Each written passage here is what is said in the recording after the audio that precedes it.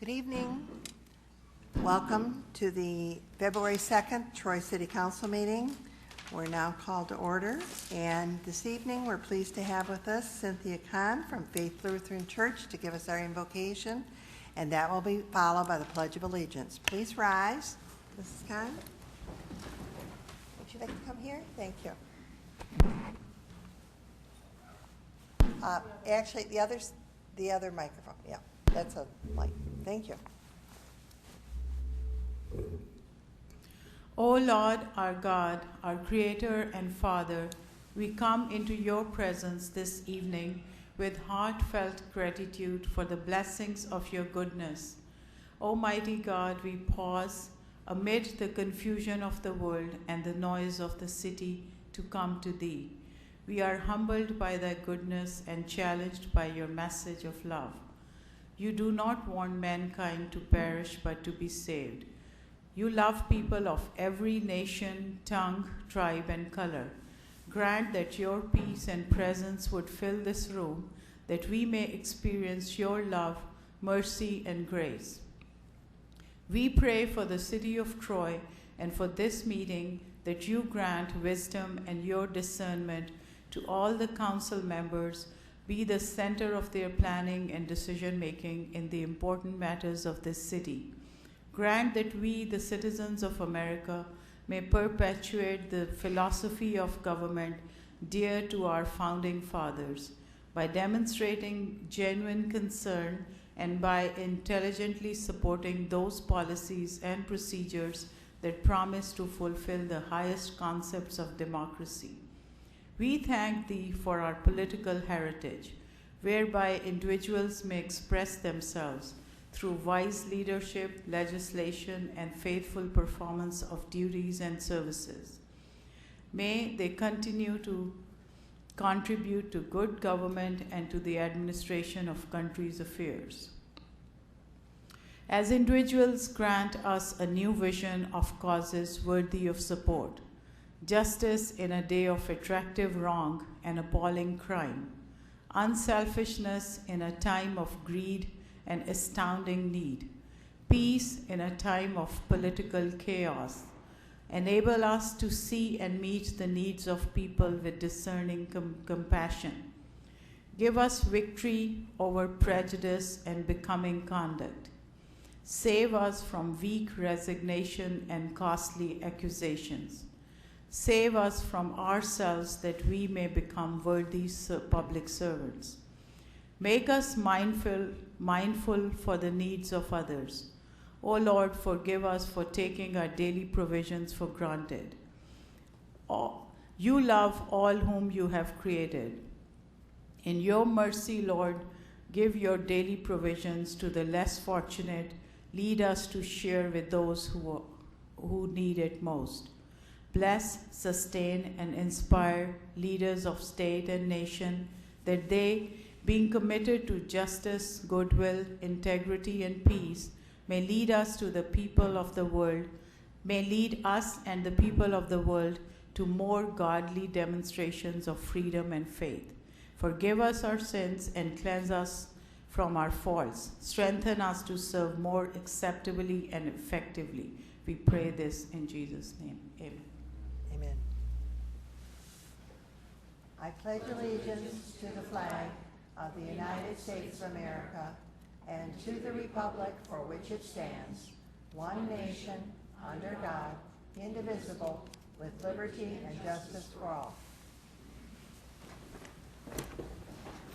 Thank you, Mrs. Kahn, for coming this evening and delivering our invocation. May we have the roll call, Mrs. Bartholomew? Mayor Schilling? Here. Councilmember Beltramini? Here. Broomfield? Here. Eisenbacher? Here. Fleming? Here. Howrylak? Here. Kerwin? Here. Quorum present. This evening, we begin our meeting with a presentation to Ann Comiskey, the Executive Director of the Troy Community Coalition for National Children of Alcoholics Week. And I think that you will find the information in the proclamation interesting and enlightening. Mrs. Comiskey, I'll go down to the front.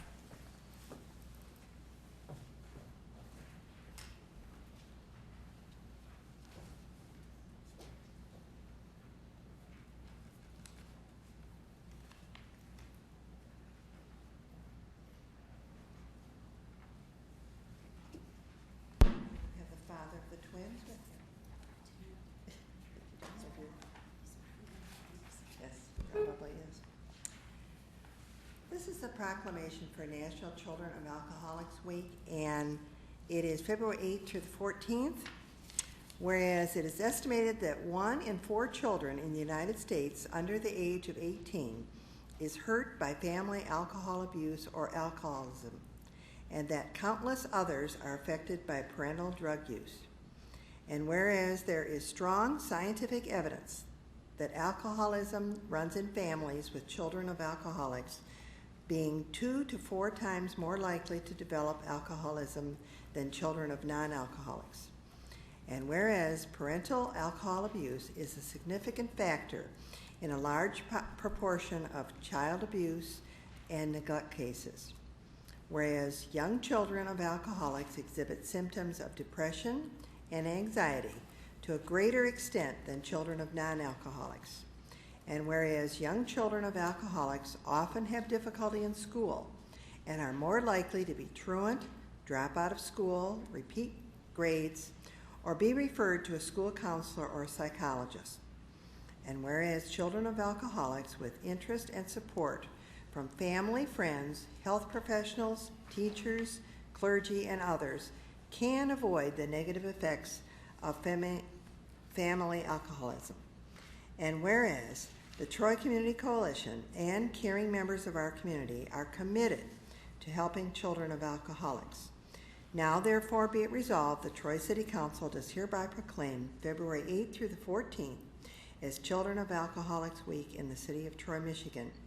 And be it further resolved, the City Council calls upon all citizens, community agencies, organizations, and businesses in Troy to encourage all citizens of Troy to help break the silence often surrounding this alcoholism and reach out to support the children and their families. This is presented the 2nd day of February 2009, and it's interesting that the last day of the week of this is the 14th, which is Valentine's Day, and these children certainly need all our love and support. Thank you. Did you want to say anything? You have she has laryngitis. Usually she has more interesting things to say. Thank you.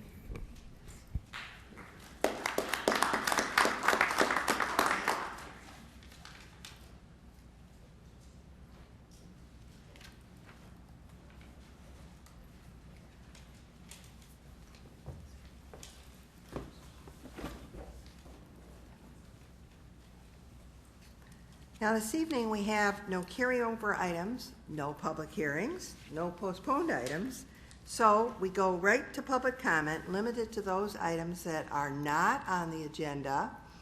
And I see that we have Senator John Papageorge represented very nicely today by Connie Kardarian. And she's going to talk, and I'm... Thank you. Thank you. My name is Corinne Kadarian. I'm Senator Papageorge's district representative, and I thank you for this time this evening. One of the points I want to hit tonight would be his district office hours. They're held the last Saturday of every month at the Troy Community Center in room 404, and they go from 9 in the morning till 11 a.m. The date for the next office hour that he has is February 28th. It's a Saturday. And at these meetings, the senator discusses with the citizens of Troy any items of concern or any questions they may have, or even tell them what a good job he's doing. Additional office hours held on the second Monday of every month at the Troy Community Center in room 404 for seniors or for anybody else that has any questions or comments for the senator. Please take note that no appointments are necessary. You may walk in, and you are always welcome to attend these office hours.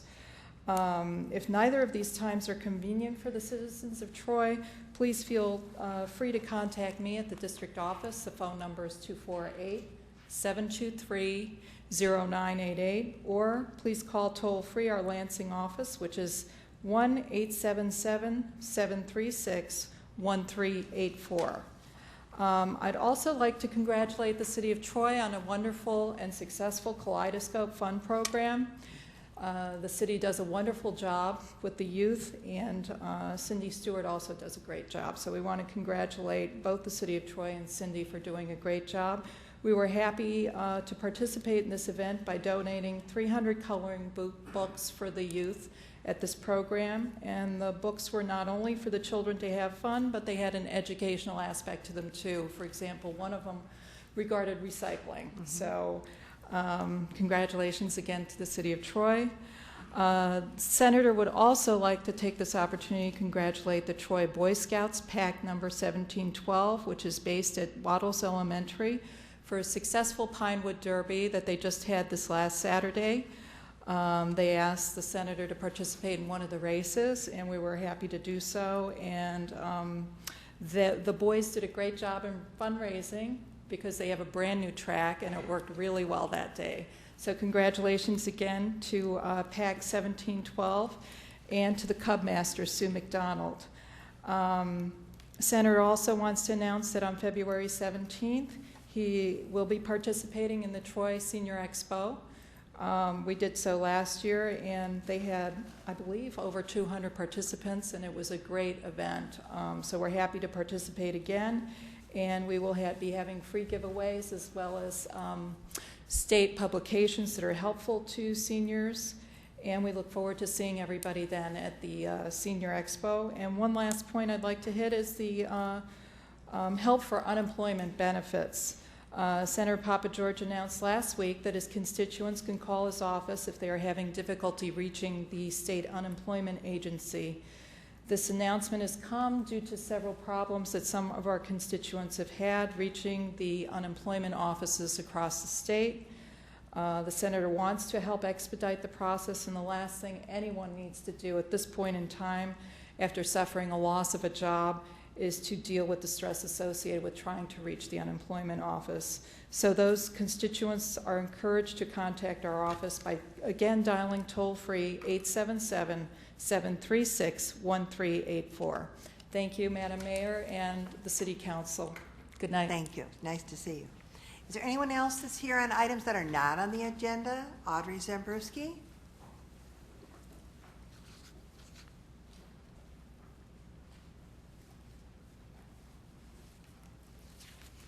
Hi, I'm Audrey Zambrowski. I just want to come and thank you for passing the money to be used to fix the library cafe. And I know I don't usually vote in for money, but this one I thought was a necessity. And I just want to thank you for also having Kathy as our director. She does a great job, the same as Tony does a great job as our city clerk. And that was the main goal. Thank you. I'm glad you're feeling well enough to join us again. It's good to be back. Is there anyone else that wishes to speak on an item that's not on the agenda? Seeing none, we'll go to our regular business items. And E1 is appointments to boards and committees. And the city council appointments that were nominated last time are up for a vote this time. So would someone like to move that? Mayor? Mayor Pro Tem Howard. I'll move the resolution and read the names as well. The Board of Zoning Appeals, Lon Ullman, the Planning Commission representative, Philip Sanzica, the alternate on the BZA from the Planning Commission, Cable Advisory Committee, Brian Waddles, Election Commission, David C. Anderson, the Liquor Advisory Committee, Max Ellert, David Ogg, Timothy Payne, Municipal Building Authority, Michael Shaffey, and the Traffic Committee, Sarah Binkowski, and John Diefenbaker for the terms ending in 2013, and Gordon Shepke for a term ending in 2012. Moved by Mayor Pro Tem Howard, seconded by Councilwoman Beltramini, that we approve the appointments to boards and committees as printed and read. Discussion? The vote, Mrs. Bartholomew? Mayor Schilling, Yes? Councilmember Beltramini, Yes. Broomfield, Yes. Eisenbacher, Yes. Fleming, Yes. Howard, Yes. Kerwin. Yes. Motion passes. Next, E2 is city council nominations for committees. Mayor Pro Tem Howard-Lack and any other council members that have nominations. Mayor?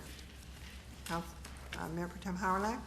The one I have this evening is Lawrence Halsey from the Traffic Committee, and I will also advise council that I think there was a typo on our agenda. The Municipal Building Authority, we just reappointed Mike Chaffee, and I am going down the list on Liquor Advisory Committee, and I'm trying to get the first names on that list, but I can't get any return phone calls, so hopefully by the next meeting I should definitely have somebody for that position.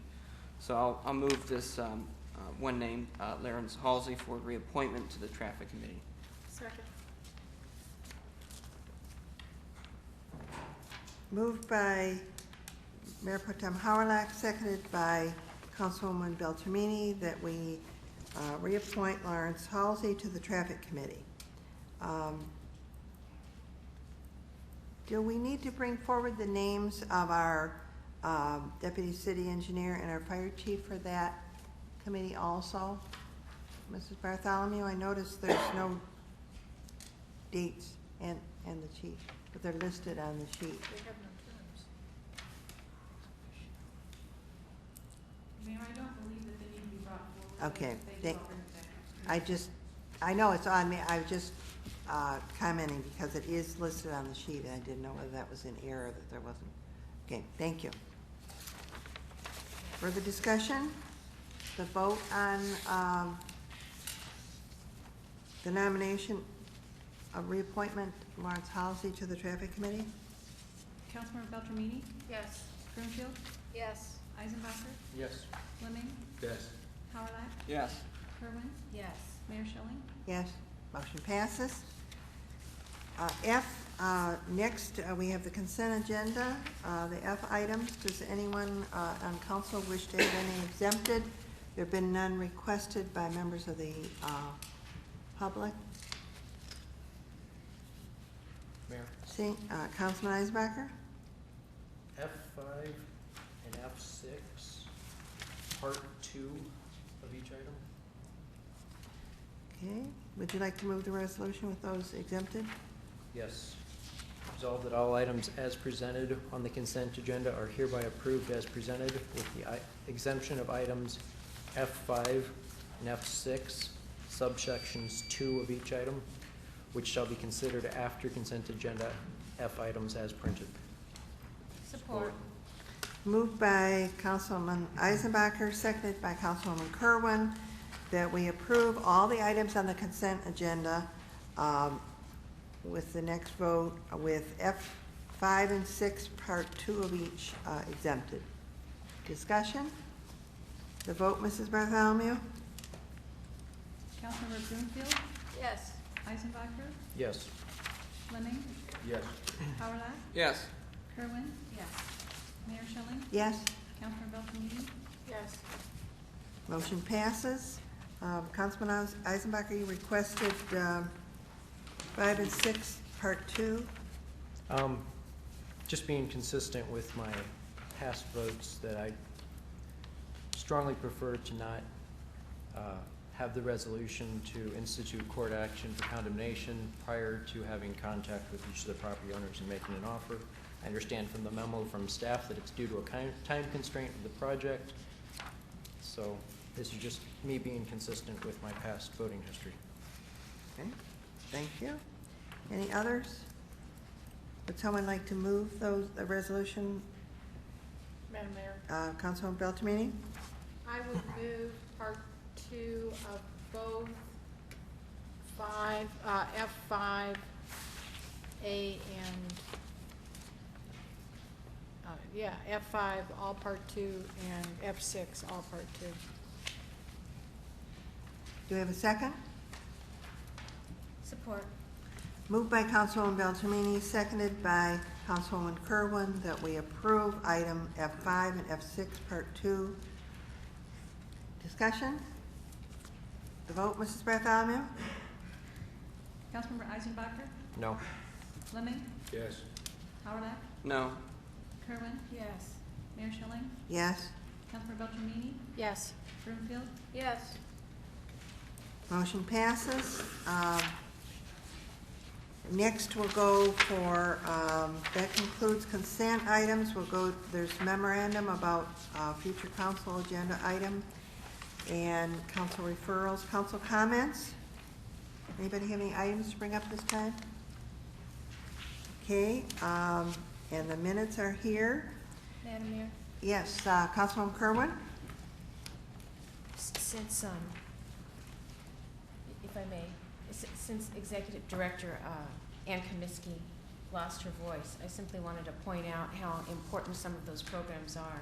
There's an outreach that is, efforts are made at all ages, including the very young, in support of helping those who are experiencing difficulties with alcohol and other addictions. I know that if Ann had her voice, she would point out that it's so important to have voices coming from multiple sectors of the community. She works hard with members of the court, Troy Youth Assistance, the schools, and of course here on our own council. We support many of their activities, including their annual fundraisers. So hats off to them, and this is an important week, I know, for all of the children of alcoholics. Okay, thank you. If there are no other items, Councilwoman Beltramini? I did not pull the item, the authorization to expend funds for one of us to attend the National League of Cities Congressional City Conference, March 14th to 18th. However, I will say that I have already received a preliminary schedule, and my time will be relatively well booked. So if there are items that Troy believes that our congressional delegation needs to hear about, I would encourage someone to go with me, truly. Because when our particular congresspersons have time to meet with an individual may not be when they also can meet with a delegation from the league. So. Okay, thank you. If there are no other items, then we have a study item, and we will recess and reconvene in the boardroom, which is in the hall behind here. So with that, we're in recess. We'll reconvene in the other room. Thank you for coming.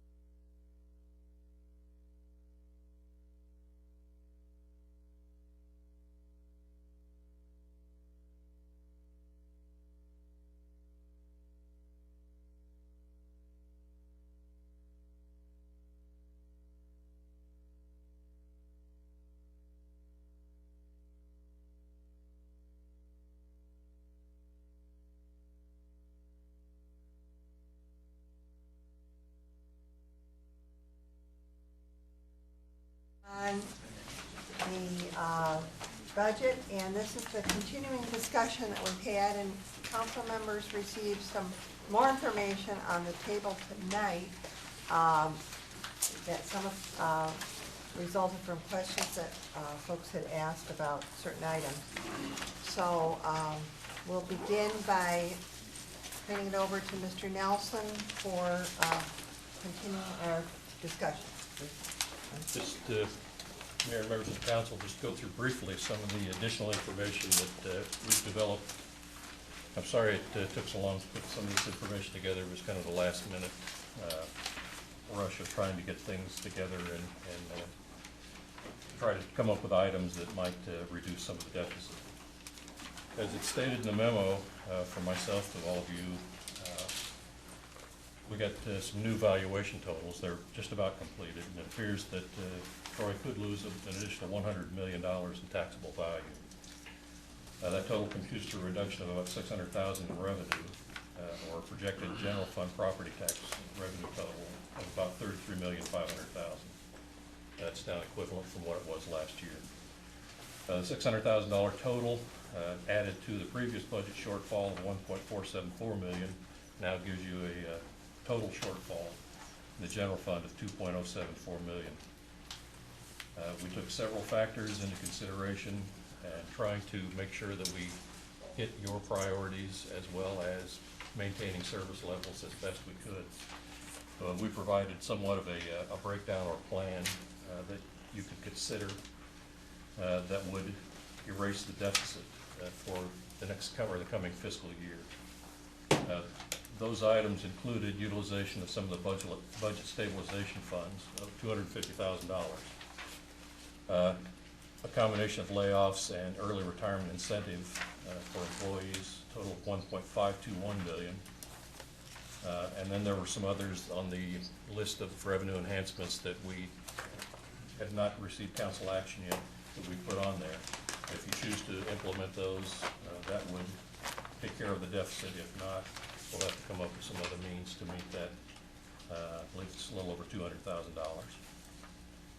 We tried to stay away from taking money from the organization, the community organizations, and we tried also to stay within your council adopted policies of maintaining between a 10 and 17% general fund expenditure total for cash balance.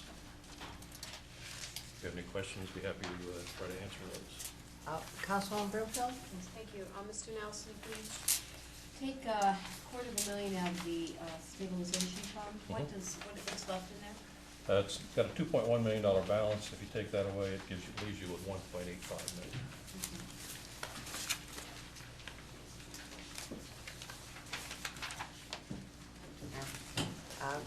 Mayor Pro Tem Howard? Two questions. One is the taxable value numbers that you mentioned here.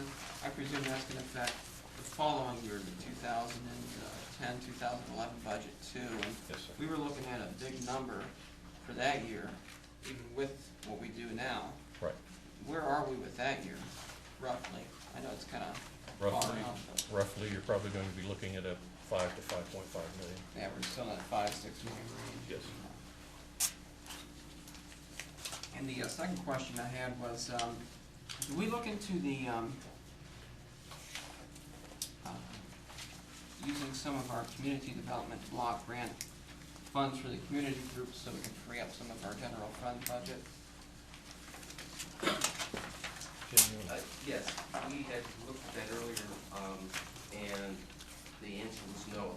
Those types of funds cannot be used for those programs unless you identify a specific person and a specific program they're going to be into. They would not allow us to take those funds and budget them for a program per se. They have to be specific to people and a specific situation. And so that funding would not be available. So is that the way the county does it or the state does it?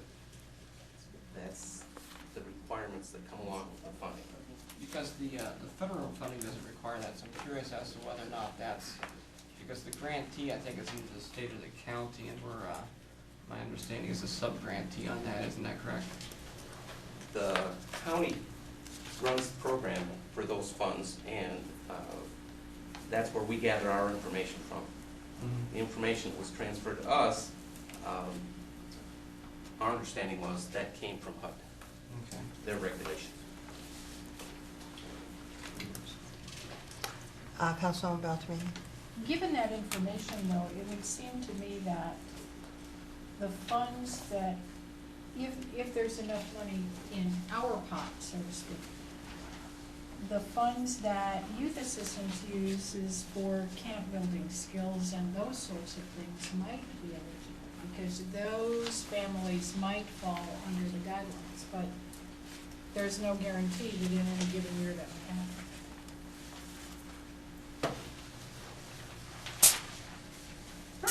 So the portion of the TYA budget that is that might, but it's less than, I think, $2,000. But since we're having to find money a nickel at a time, it might be worth at least looking into. And while I have the floor, Madam, please. Yes. I noticed that we received a memo from Dave Roberts and Phil Nelson that talks about the business occupancy permits, and that being implemented, I don't see specifically on this list from today. Was it already on some other list as a, No. going to do it, or you want us to discuss it? Any of those items that are remaining on the list were open for discussion. What we tried to do is come as close as possible with just these enhancements of doing away with the deficit. $40,000 to $50,000 at $100 a throw. I think we ought to consider it. We had not concluded some of those items that were on the sheet when we were talking before, and so we have those with us. You want to go to those sections first and then go back to Well, those yeah, other items? because I'm thinking Okay. that, you know, $40,000 to $50,000 is half a salary. Right, So when you look at it that way, if we can balance the budget with some of these revenue enhancements, instead of saying to people that we want them to go home. well, I'm in total agreement that we should look at any and all items that do not impact laying off staff, because at the last meeting I mentioned that over the years we have been cutting back. We've done things through attrition, retirements, and we reach a point where we can't expect staff to operate at their maximum capacity if they're doing a job of 2 people, and in some cases, the job of 3 people. And yet, we want to be efficient and effective, and we know that our residents expect us to deliver the services that they are used to having. So I think that looking at any of those is a good idea, and then we have to determine from there where we go. Where, Councilwoman Beltrame, did you? Councilwoman Broomfield? Looking for it, but off the top of my head. When I was reading through the background information on some of those suggestions on inspections, the thing that I'm concerned with is that we don't grow government and not put the revenue back in our pocket. In looking at some of the suggestions, we were adding fees to things we're already doing. So it wasn't additional work, and it would be revenue. But if we're tagging along more work with that fee, then it comes down to a real clear wash. If we're creating more inspections, regardless of what they are, business, whatever, now somebody has to go out and do that. And that costs time, that costs money. And I saw no business plan, if I can use that phrase, to show me if we do this, it's going to, we can make this much money, and current staff can cover it. Well, okay, current staff can cover it. That means they're not doing anything right now? because they still have to do their job, and we're adding more work to their load. And so if you're gonna make $100 to do this, how much is it costing for city time? Is it costing $75 for city time to do that? Well, then you've got a $25 revenue, and now we've made it harder, or we've grown more government, more regulations, more inspections. I would really be cautious myself, I can't talk tonight, to make sure that we are balancing it out on both ways. Madam Mayor, may I say? Yes, Councilman Beltran? I understand the point, and I, in many ways I concur. This fee, I'm really pretty adamant about, because it gives us insight into what people have done to a building, so that when our volunteer firefighters and our professional firefighters, or paid firefighters, they're all professionals, go in to rescue or fight a fire, they don't find a wall that they didn't know was there. And they don't get locked in a corner. And if, as a business takes over a building, there's an inspection, it also streamlines other inspections, because then you don't have people coming back and saying, but they said, and oh, I could, and what's this other thing? So, and we all get enough of the calls from the repercussions of that. So I'm pretty adamant about this $45,000. And the other thing is, when we discussed it before, we talked about the fact that it was a safety concern, and that even though it is a revenue source, it really is a safety concern, is the major reason for the suggestion. I don't think it would have been suggested at all if it wasn't something that they didn't feel was going to be a benefit to the community. Councilman Curley? Well, it was the same thing. I'm just looking at the conclusion from the memorandum, and that's where he really sums it up. And he says, one, it will help alleviate potential hazards. That's your safety concern, Right. Madam Mayor. And then, again, three, avoids costly after-the-fact remedies. And that's what the chief had experienced and had been seeing. And so it really addresses a lot of the things that we encourage. Safety, streamlining, and also provides that revenue enhancement in a customer-friendly manner. So I, too, support it, and pleased to see the background on it. I think that maybe for Councilmember Broomfield, if her question could be addressed regarding, would this be another staff, or would it be layer on layer, maybe that would be helpful. Who wants to address that? Chief? Currently, we are doing many of those inspections now. Our people go out, and if we know a building has been mothballed for a period of time, we keep an eye on it. When we're on that street, we look at it. When we start to see activity there, we stop. So we're already doing that inspection now. We're just not getting any revenue for it. And everybody's paying, in essence, to have us inspect that one building. Or, last year we found probably at least 30 or 40 that had some, and what happens is these people come to City Hall, and they'll go to planning, they'll go to building, and they'll say, I want to do this. Well, according to their rules, there's no problem. They don't always get to us to ask about it. So when we find out about it, and they say, well, gee, City Hall said we could do that. Well, okay, but you can do it if you meet all these requirements. Well, we didn't even know about those requirements, they even existed. So now we have somebody that's already moved into the building. They've already set up operations, and now we come in and enforce the fire code that's been in effect all the time that they just were unaware of, which really costs them more, because they have to go in and do things to that building after the fact, over the top of their existing operation that's running at the time. It'd be much cleaner to have them come here, get the occupancy permit, we go through everything, they make the changes that are required, and then they move in. And everybody knows what the rules are up front. So this piece has been left out in the process.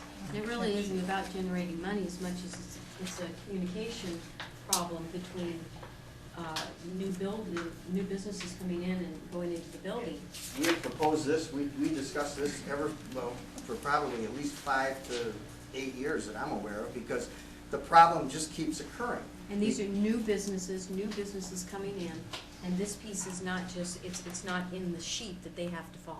Right, because the fire requirements are so broad and they're so specific in areas that there's no way that we can summarize what you have to do on a one-page. I mean, if you want to buy the 450-page code book and look at it yourself, you can probably figure it out sooner or later. It's just a lot easier to come to us and have us explain it. Mhm. And this is a one-time shot. It's not a recurring permit. It's only, it's the Because first you were time you talking come to about town. earlier about doing once a year, once every Yeah, other and we year. looked at that and said, hey, that's just a make-work project. I mean, what Yeah, we need to do is that's get what I the first approach when they come into town. We get them, and now, if they're here for 10 years, well, we follow up on those periodically anyway, but there's just no incentive for them to come to us and tell us that they're coming to town Gotcha. without some type of an ordinance like this. One more question. And then it would be added to the check sheet, you know, that they have to stop in and get all that set before they go on. Yes, go ahead. Chief Nelson, how often do you check current businesses? You know how you go around and check the fire, is there a? There are priorities based on usage. Typically, we check public assembly buildings on an annual basis, because there's a larger potential for life loss there. From there, we move to hazardous materials buildings that have permits for hazardous materials. We move to mercantiles. There are some small offices and things like that that we may not get to for 10 years because they're lower on the priority. We just don't have enough people to do every building every year, which is what many fire departments purport to try to do, but it's very difficult with the number of businesses we have. Okay, You but just it's can't not do like it. it, yeah. Good. But restaurants, you know, Yeah. those places get done annually because of the potential for life loss. Those are higher priority. Thank you. Councilman Eisenbacher? I have concerns with this relative to the approach. Basically, we're assuming there's a violation without any basis for it at the start. Anyone that does a building permit, my understanding, and I recently went through that process with the office. My day job, we moved offices, and I was very impressed with the intercommunication between the departments, because even before we moved in, the assessing department called me to confirm our address. And to confirm the contacts, they could get our assessment at the end of the year. Anyone that's pulling a building permit, I have a concern about putting a new regulation in place instead of just making sure that the communication always covers the fire department and automatically routing it to the fire department anytime there's a change through our software systems that we put in place and through our management systems, especially with the consolidation of the building department into a single unit, or the building functions into a single unit. Anyone that's modifying, it's already flagged. And I agree, if you're modifying the building, there has to be a fire inspection. But for a small company to be moving into a new space on a temporary basis without any modifications to the structure, without any changes, we're assuming they're in violation, and we're making them pay a fee to verify that they're not in violation.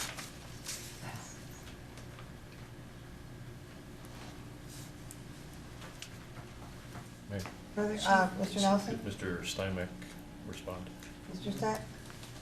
Steinbeck? Yeah, if I may, a lot of the things that Chief Nelson has been referring to and some of the problems that we've encountered over the years are for work that doesn't require a permit. Open warehouse building that was used for a manufacturing plant, now they're going to do warehousing. It's not a change of occupancy, they're not changing any walls, but they are putting in high pile storage. And it's not a building permit requirement, but it does cause changes to the fire sprinkler design. Now, and those are some of the things that, as the Chief has said, has fallen through the cracks. Someone will contact our office, I'm taking over 123 Industrial Street, and I'm gonna move my warehousing facility in there, and we look at the records and the zoning and everything else, and we say, fine, they're all set. You don't need a new C of O, you don't need anything. However, their method of storage or the material that they're storing or how they're storing it or where they're storing it causes problems with the fire suppression system or with something else that then causes violations that don't require a permit. You bring up a point that there might be a way that we could work this into the building permit, if we're issuing a building permit and we're issuing a new certificate of occupancy as a result of that building permit, there may be a way to avoid this process. But for those businesses that are moving into the city that don't require any building permits, don't require any certificate of occupancy, they're falling through the cracks. And that's where we may look at picking this up. It's my understanding that if you put a mezzanine or a second level of storage, that you have to get a permit. That would be correct. But if I'm just doing rack storage, everything. It's mounted to the floor? Mounted on the floor, it goes 20 feet high in a 22-foot high warehouse building. The sprinkler system can't handle that. Right, but you have to get a permit to put those racks in. No, Oh. it's furniture. The company I work for, we canceled racks because of the impact of the sprinkler systems, but, yeah. Okay. Yeah, knowing that in advance, you might have known the impact to the sprinkler system and the cost When we got involved. the permit for the racks, that's when we found out, but yeah, okay. Okay. Well, Interesting. is it a consensus of council that we'd like this to occur? I don't know, we haven't heard from everyone on this. Councilman Fleming, Councilman Mayor Pro Tem Harnack, do you want to weigh in on this? Yes. Yes, Councilman Fleming? Well, based on what's been shared tonight, I have a much better understanding of what we're attempting to do. And I really don't have an issue with it, providing the proposal says we're not adding additional staff, we're doing this with existing staff. And it's gonna make it a safer environment. I'm wondering if, how confident are we in the numbers? If the permit fee were $100, I don't know how many businesses are doing $100, but we're saying 464 were done in 2007, 2008. I have no idea what to project for 2009, 2010. I don't think any of us do. But $100 you think is reasonable. It's not a real burden on anyone. But there again, how do we know in the process that this doesn't fall through the cracks again? Well, if we say we're going to charge $100, how do we know it doesn't fall through the cracks? The people are going to move in without doing it? Yes. Well, because once we have an ordinance, number one, there's a legal requirement, and then we take that out to the chamber, we take it out and advertise it and make it part of our whole educational process and a welcoming process in the community so that people understand that there is a requirement to do it. And $100 basically covers our cost of doing it. It's not a moneymaker. Some of them take longer, some of them take less. It's basically an average. But we're already doing it. We're already doing it as much as we've been able to figure. Right. We're doing it by looking around and suspicion, really. So from a budget standpoint, though, we could put some number in to project what it would be, even if it's half what we said, 2007, 2008. If it were 23,000, whatever, we could put a number in there just for projection. What we don't want to do is create a burden on anyone, but we don't want to create an unsafe environment either, so. I understand what you're attempting to, it's just not what we use. If we use half of it, we're probably safe. Okay, were there, I've got a question. oh, yes. Mayor Pro Tem Harnack? So how do you define who has to pay this fee?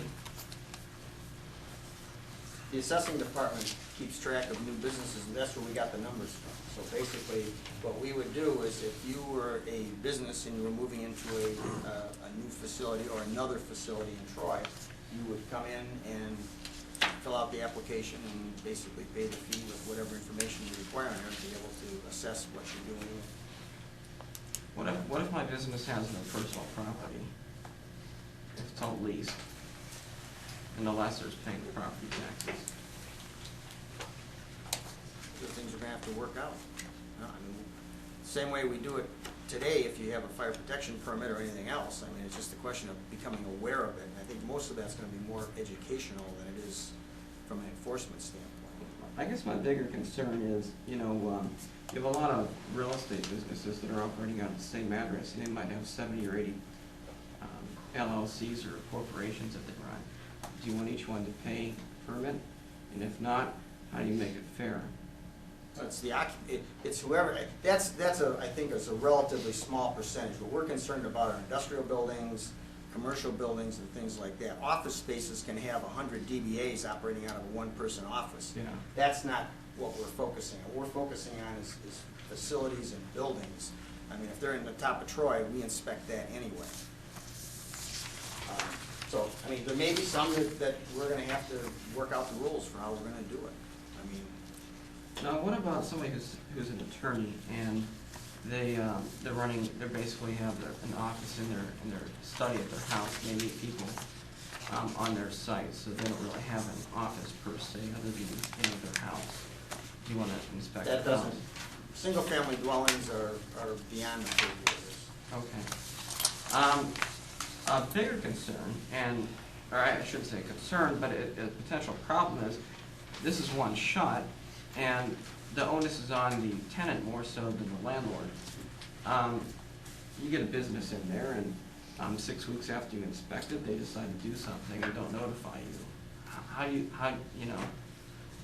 At the very least, I would hope that we put something in there that mandates, that if they have a change in the way the facility is run, they notify the city. Because, if we have a purpose here to make sure that they're following the fire code, maybe there's some way we can write it in there that, there's a notification requirement. Otherwise, it kind of defeats the purpose, Yeah. Yes, Councilwoman Broomfield? Another thought too, along the line of a lot of DBAs or LLCs, and that's not your main concern, is one of the things being put together. I don't know if you could, but some sort of perimeters on the size of the building per business. I mean, again, if you've got one real estate agent that happens to rent one office, and that's a business, but it would be such a small, I know that's not what you're concerned about, so perhaps something along the line of perimeters on the square footage. I would anticipate what we'll do is look at what other cities that have implemented a similar program have done and not reinvent the wheel, and customize it to make it work with what our intent and your guidelines or your guidance is here. It'll come back to you as an ordinance anyways.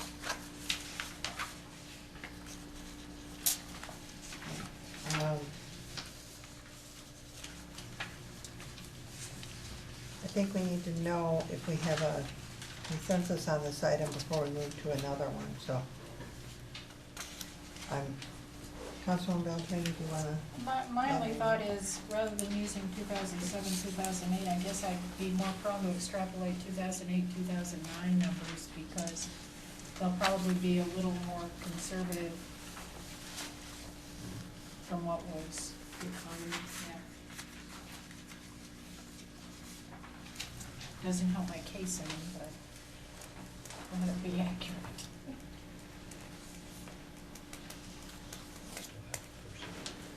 Well, in some cases, it's a whole person, but I think it's important.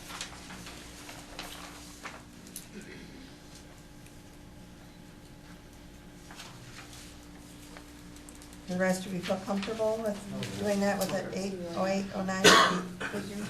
Okay, all right. Is there another one, Councilman Eisenbacher?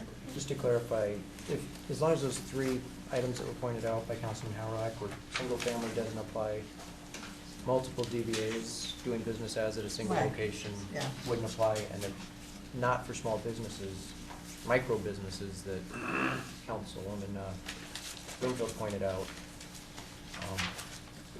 within reason, of course. Obviously, if you're a micro business and you're doing something hazardous, that's different than a micro business that's office space using a single cube in a one of those flex office spaces. And of course, if the fire department, when, as they say, if they spot Yeah. something, you know, and they have to do an inspection of it, Right. then they have to be charged. With those, I will go along with it. Okay, all right. Who wants to bring up another item from that list of things that we've had? Are we comfortable with the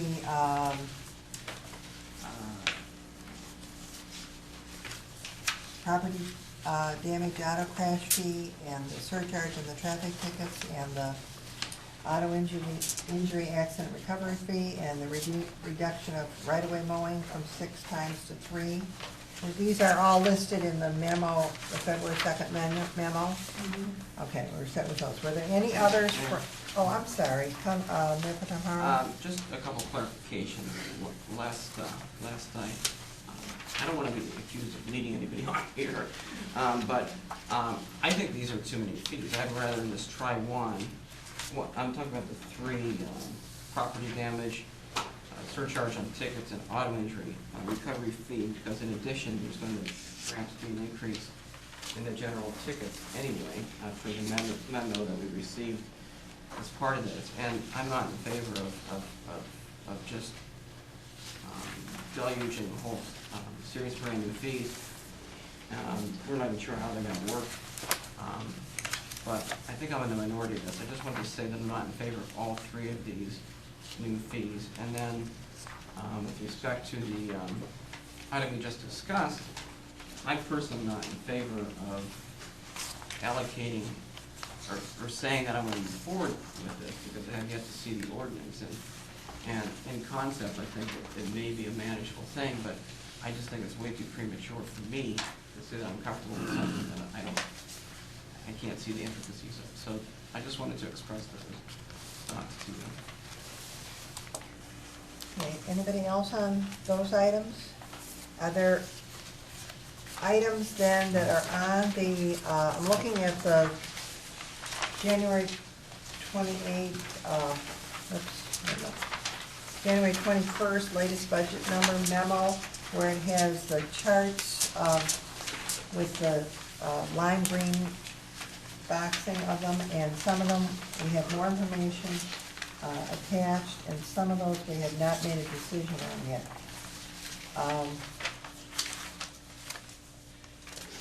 The largest one in dollar figure seemed to be the one for the community agency contributions, and if that is not subtracted from the budget, then it would come out of, I think, Mr. Nelson, you indicated that could come out of the, with budget stabilization money and the others? It would. Yes. Could be, yes. Okay. Is everybody comfortable with that occurring? Councilman Eisenbacher? I want to make sure we're not jumping around too much. No, I know, I was just going, because Okay. that was a We're gonna go large north, item okay. that seemed to be looming out there, and I thought it might be easier if we just deal with that and then go on to some of these that seem to be smaller items. That was just my thinking there.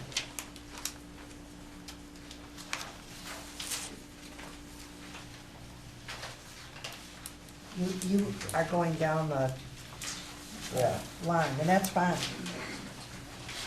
Yeah, our I different know. approaches. You jump through the agenda. I read from Remember, start to I read finish. the agenda, I go to the study items and the hot button items, then I go back and read everything else, so. Because I do I'll have get it all concerns done. about the mowing if we're there. Me too, but I'm excited. I don't want it to be written so that we're not gonna mow more than 3 times. If our maintenance group has people available and a lawnmower available, or if, I know this is jumping between jurisdictions of management, but like if our golf course isn't as busy and they can run the mowers in an area, run them. It's minimum 3, not maximum 3. Well, within our budget constraints. If they see something where it's a site hazard problem, they'll cut it anyway. I mean, whether it's 3 times or 6 times. So those will Yes. definitely get cut because I that, don't again, want- is a safety concern. But you're speaking of aesthetically, if they, If the person is available, if we have, you get done with the project early, get the lawnmowers out. I mean, as available. Just minimum 3, not maximum 3, is the understanding. Councilwoman Kerwin? Well, just bearing in mind that we did decide not to hire all of those people who would have that extra time available, that was where the savings came from. Right. So I'm not sure that there would be people with time on their hands and a mower ready to go out and do that. That was a decision that we made, that we would go this way instead.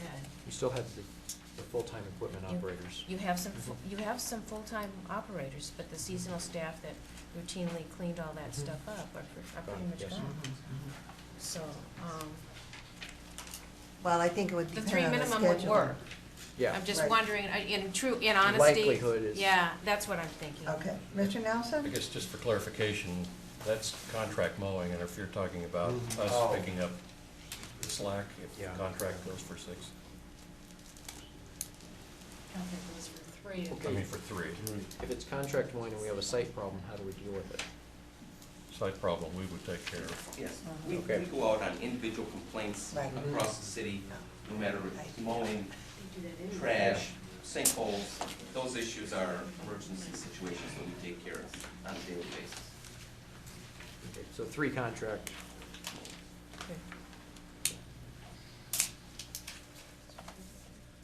Okay. Did you find any other ones on there? Just utilize whatever you Councilman Eismacher? If we're going in order. What was RC then? Requires council consideration. Right. The snow plowing. I thought we had a consensus on that one. We did. We did. Okay. Okay, so these,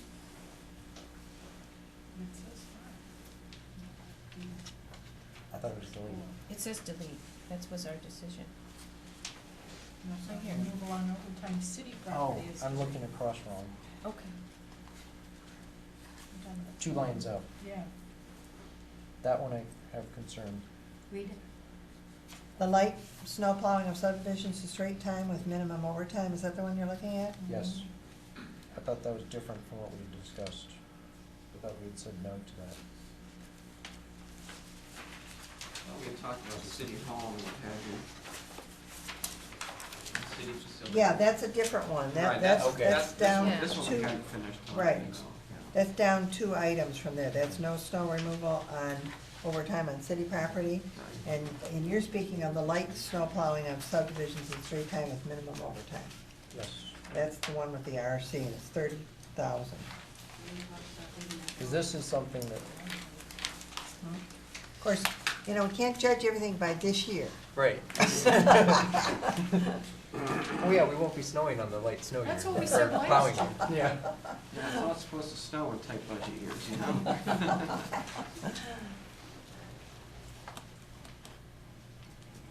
Councilman Beltrame?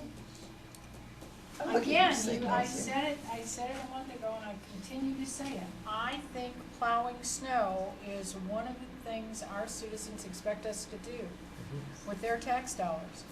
And if we get a snowfall on Friday night, their kids still have to catch the bus on Monday morning. And they shouldn't have to stand in 3 feet of snow to do it. We are expected to plow snow. Right, but we decided that. No, we didn't decide on the subdivisions, it says consider doing it to straight time. I think we need to allow overtime for that. Madam Mayor, And Yes, Councilman Fleming?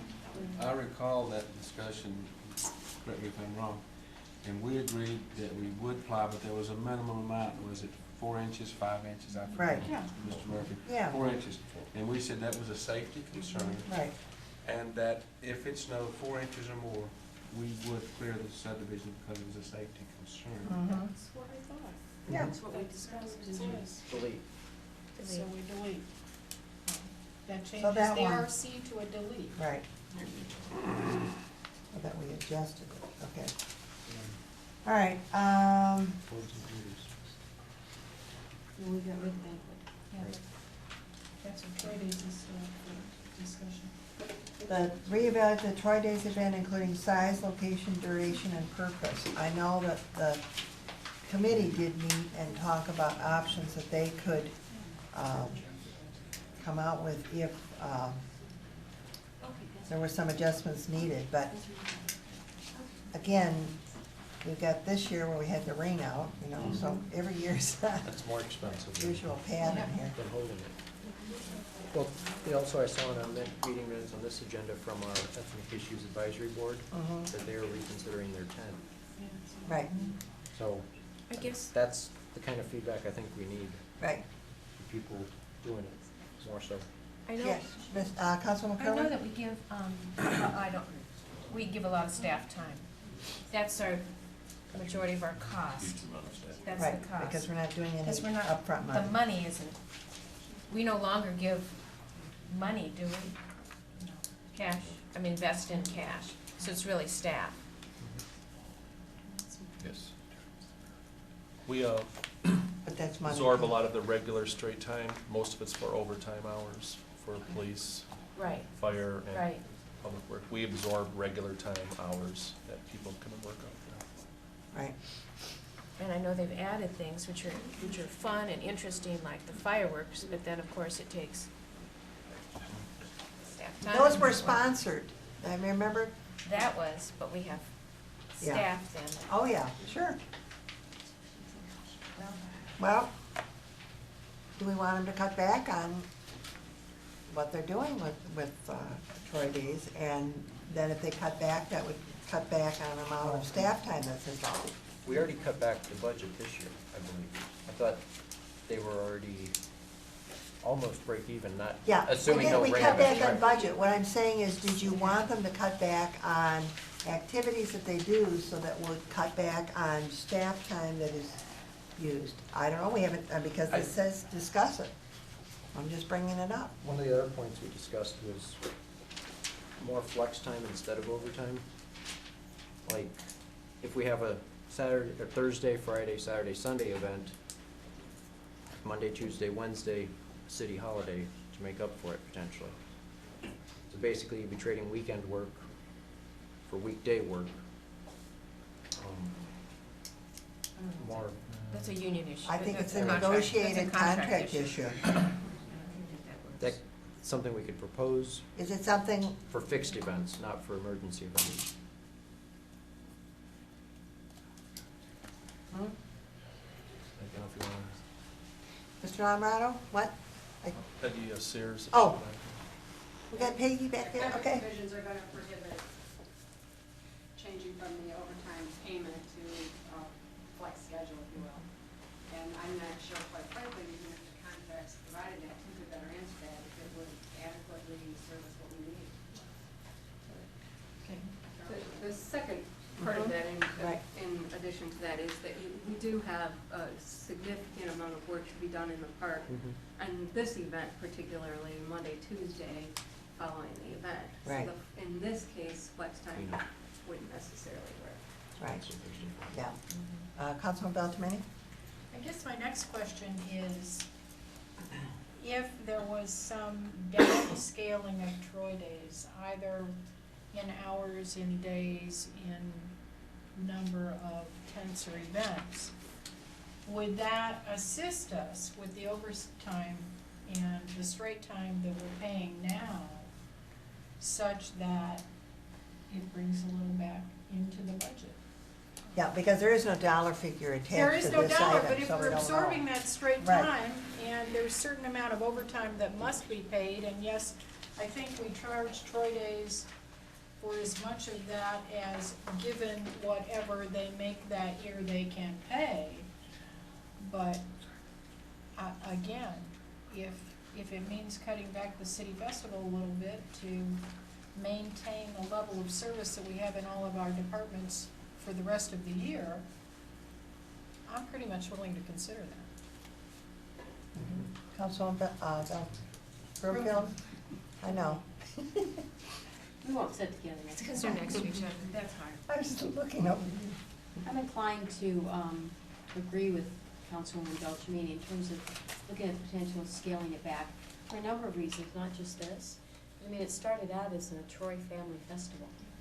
And, you know, we've heard reports and had difficulties with a lot of people coming in from out of town, with the police and all of that. And maybe just the whole idea of rethinking and redefining, not getting rid of, but bringing it back down to not just manageable, but something for the city of Troy.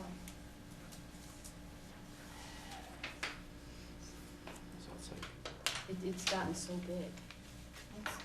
It's, Councilwoman? there was a family festival. Right. Which is not this one. Right, we've already Yeah, taken this that is one just, out. yeah. So It's a family festival. that was the family Right. festival, which was fun. This started out. Yeah, now it's, yeah. I think it's an item that the committee could look Yeah. at least. I don't know if it's an item we can put a dollar figure with that'll help us with our budget things tonight, but because it's on our list here, we're talking about it, Committee knows best. okay? Right. I guess for clarification, are Yes. you talking about scaling back the tents, the rides, the? I guess that's up to the committee. Come back with some recommendations. I think the committee has to do, and I guess, if I may, Mayor. Yes, go ahead. Because I started this train down the track. My thought in that is, yes, there are a lot of expenses that the city simply absorbs. And so, my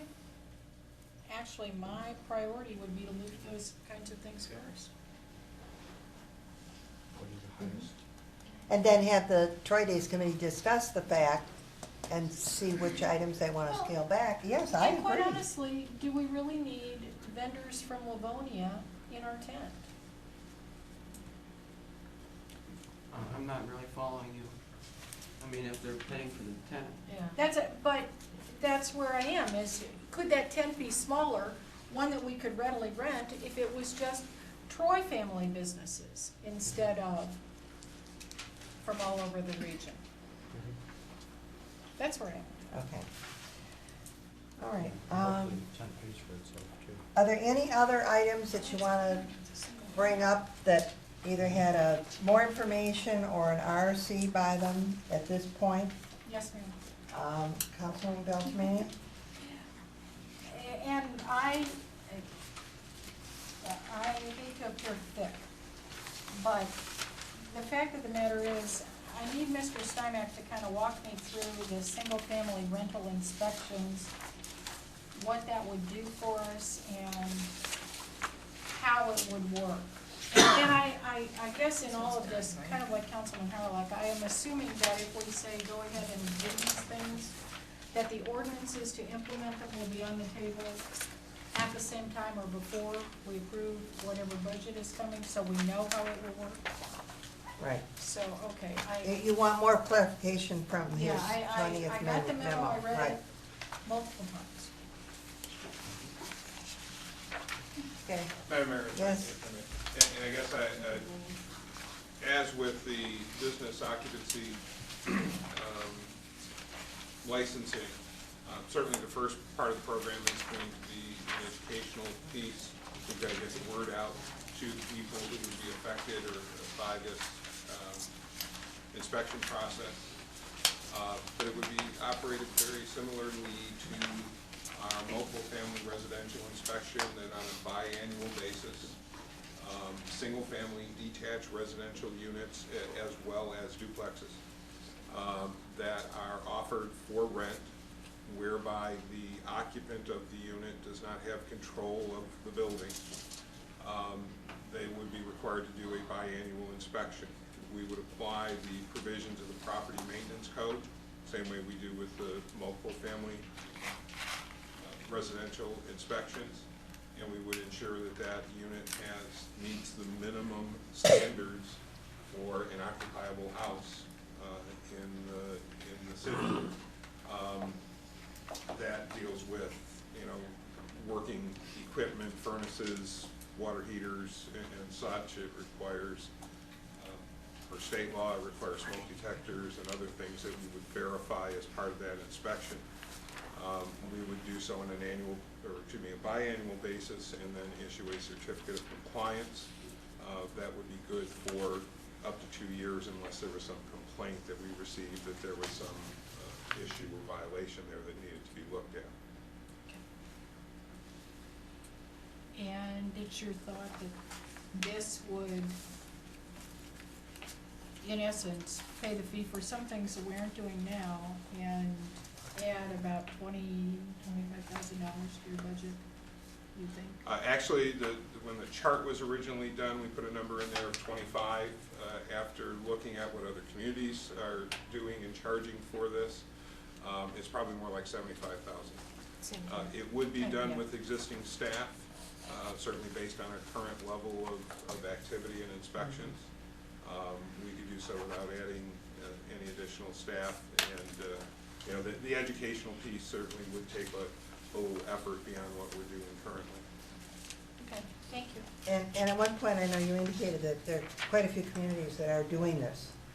Yes, there's a survey that we Given a provided whole list, with right. the list of the surrounding communities Oh, that yeah, have the there it is. program and what their fees are. Right, it's on the back here. Okay, so if we do both of these things, we found a whole person in part of another. Yes, that's good work. Councilman Fleming.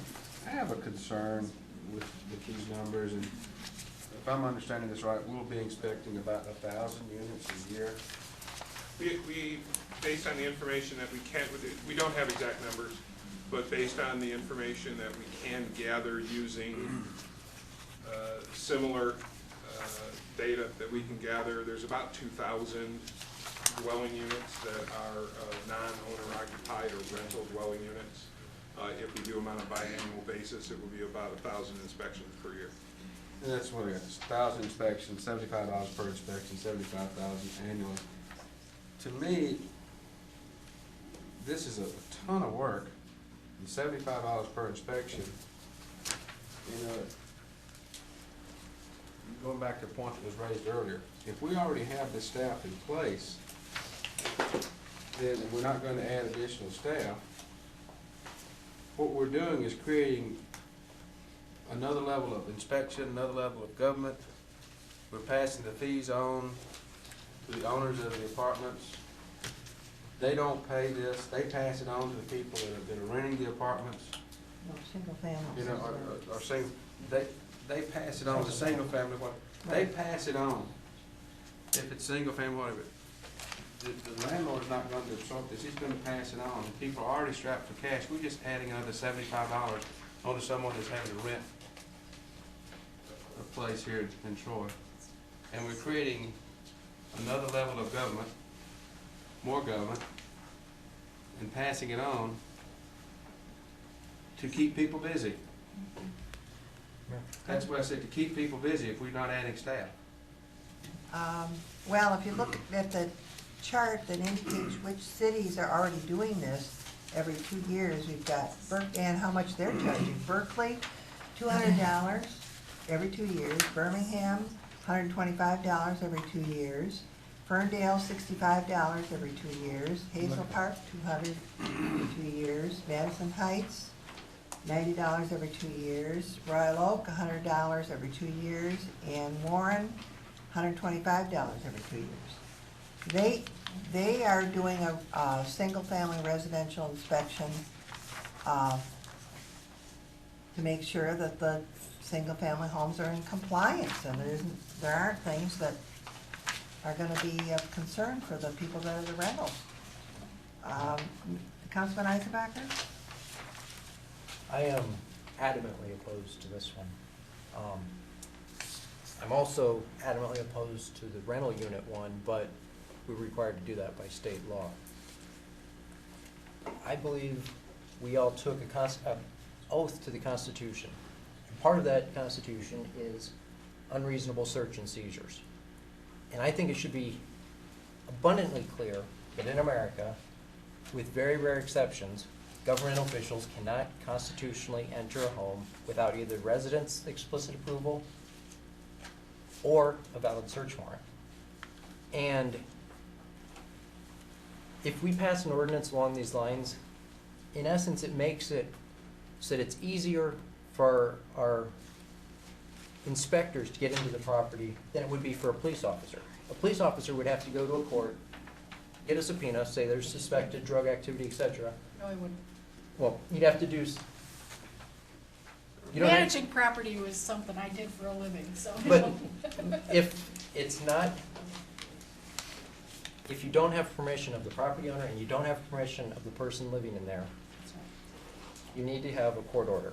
Well, on the memo, it says And the this- adoption of this program is permitted by PA It's 408. It's permitted, but it's not required. For multi-unit, It's permitted, yeah. multi-unit, I mean, we can go through the minutia of it and you can discuss it, and lawyers and judges will say it's allowed, but my simple reading of the Constitution, this is unconstitutional. And I took an oath to uphold that, and I don't agree with this. Unless either the property owner or the tenant requests it. Or there's, Mrs. Malone? Let me just clarify just something as well, because I don't want it to appear like we are violating the Constitution with our rental inspections. But what the ordinance provides for with the apartment inspection is that if you do not have the permission of the property owners, then a court order is required. So that is how we achieve that. I'm sure that something very similar would be put in place in the ordinance that would be presented to you if, in fact, that is the direction of council. But that, obviously, there are certain requirements, and we would need a court order unless it were an emergency situation and there were a danger to health or welfare, an immediate danger. Mayor, Mayor Pro Tem Howard? I look at this list and I see a lot of really nice communities here that don't have a program or a fee. And they include Bloomfield Hills, Bloomfield Township, Farmington Hills, Novi, Orion Township, Plymouth, Rochester Hills, and Sterling Heights. And I don't know anybody here that would claim that those are backward cities or slums. Furthermore, I would also put forward that Ferndale, which does have quite a few rental single-family properties, has a $65 fee, and the City of Madison Heights has a $30 reinspection fee beyond the first reinspection. So those are certainly things to take into consideration. I also am very much opposed to implementing this. I think it's out of place when we're talking about the budget, especially when you have it's such a drastic policy change that it may very well be a good and healthy discussion, but I don't think that this is the appropriate place for it, especially when I sense that there's some consternation among certain members of council, myself included, with going forward with this. It should also be, it should not be said that if somebody is in violation of the building code or fire code, that they are scot-free because there's no inspection. There is, what you have with a landlord and a tenant, you have is a contractual issue.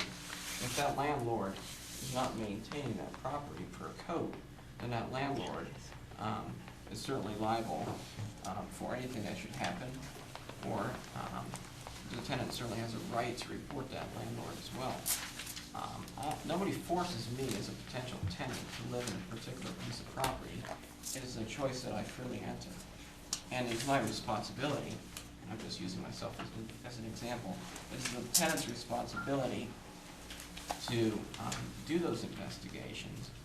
And I don't think that this is a very good thing for us to begin, at least not in this time, and not within the confines of time that we were trying to do here with respect to plugging a hole in the budget. What I'm saying is, okay, if we can't come to consensus on this tonight, let's put this off to the shelf and discuss it another day, because we do need to get through with the these budget issues. Okay. Yeah, and we're discussing it because it was on the list here. Sure. But, you know, we're going to take a break at this time, because we haven't had one, and then we'll come back to doing other items. Yes, Just Councilman one thing in Phil? response, when we started this, we did talk about, we did instruct staff to look for revenue enhancements. Mhm. So Right. one of the reasons it's here is because we asked for that. Right, So that's why I said I do something. understand that any new ordinance would require a great deal of thought, but it's important, I think, whether we get a consensus that this would be a direction we'd want to go or not. Well, and before we break, I understand the philosophical concerns, absolutely. But when you sign a lease, you give the property owner the right to enter at any time, so this is not a surprise. But more importantly, to me, it's a safety issue. And while Wade said, well, it's $75 and it'll be put off on the tenant, as a tenant, it would be worth $3 a month to me to know that my apartment, my home, the house that I rented was safe and compliant, and the building department, when the tax assessor comes in for his inspection, whenever that may randomly be, is not gonna throw me out because something is not compliant, and that the fire department knows how everything works. Additionally, in some ways, not having this inspection puts this class of renters in a different position as those in a multiple family dwelling. And I do not believe that that is fair or equitable, or even reasonable. So, that's my thought. Mayor? Representative Howard? I do think that there's a potential, though, that could give individuals a false sense of security. I would disagree that just because you have an inspection means that the property is being maintained to code. What that means is when that inspector was there, that inspector made sure that property was up to code. The minute that inspector leaves, there's absolutely no way, that the city can guarantee that that property will be maintained. As a matter of fact, that inspector could leave and he could do all sorts of code violations, and the city would have no way of knowing it. We live in a free society. There's no way of guaranteeing security without giving up our freedoms, and therefore, and as a matter of fact, it's completely impossible unless you have somebody, an inspector living in that premises. So I don't think we want to say that we can guarantee that it's being maintained. I never did. Well, I don't think it necessarily means that it is being maintained to code any better than a property that isn't inspected. And furthermore, as I mentioned the last time we discussed this, is that if you want to do this, then we should allow for private inspections. The city provides a list, says, okay, these inspectors are qualified and we certify them as being able to do this. We can do it, or you can pick one from this list. Okay, you can mull that over while we take a break and come back. 5 minutes?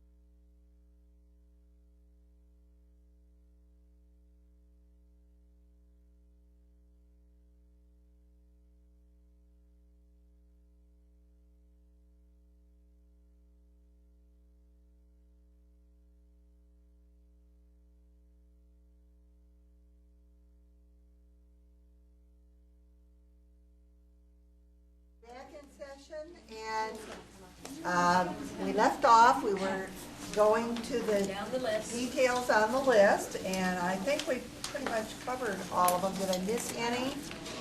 Anyone, you want to go back and rediscuss? Was there anything from the memo today from City Manager Phil Nelson? Yes. I want to ask a You want to go to that? Okay. Go ahead. I have a question about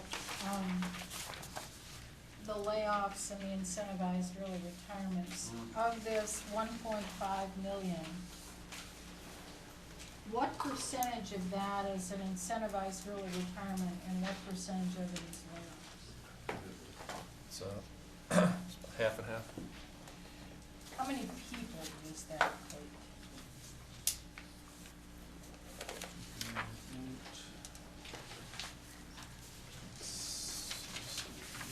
17 So it's 17 8 laid off and 9 retired?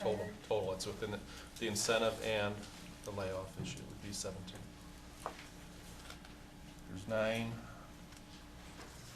with the retirement incentive and 8 positions and layoffs.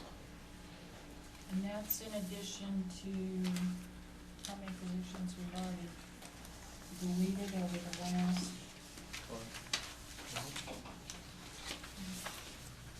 25, 26. Yes, it's 25 with the police officers, plus the rest of these, some of them won't be replaced, so.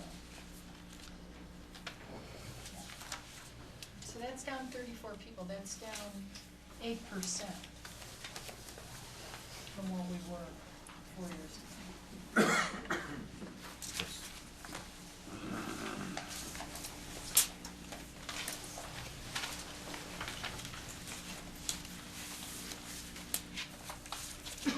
Will that number change with the changes we made tonight?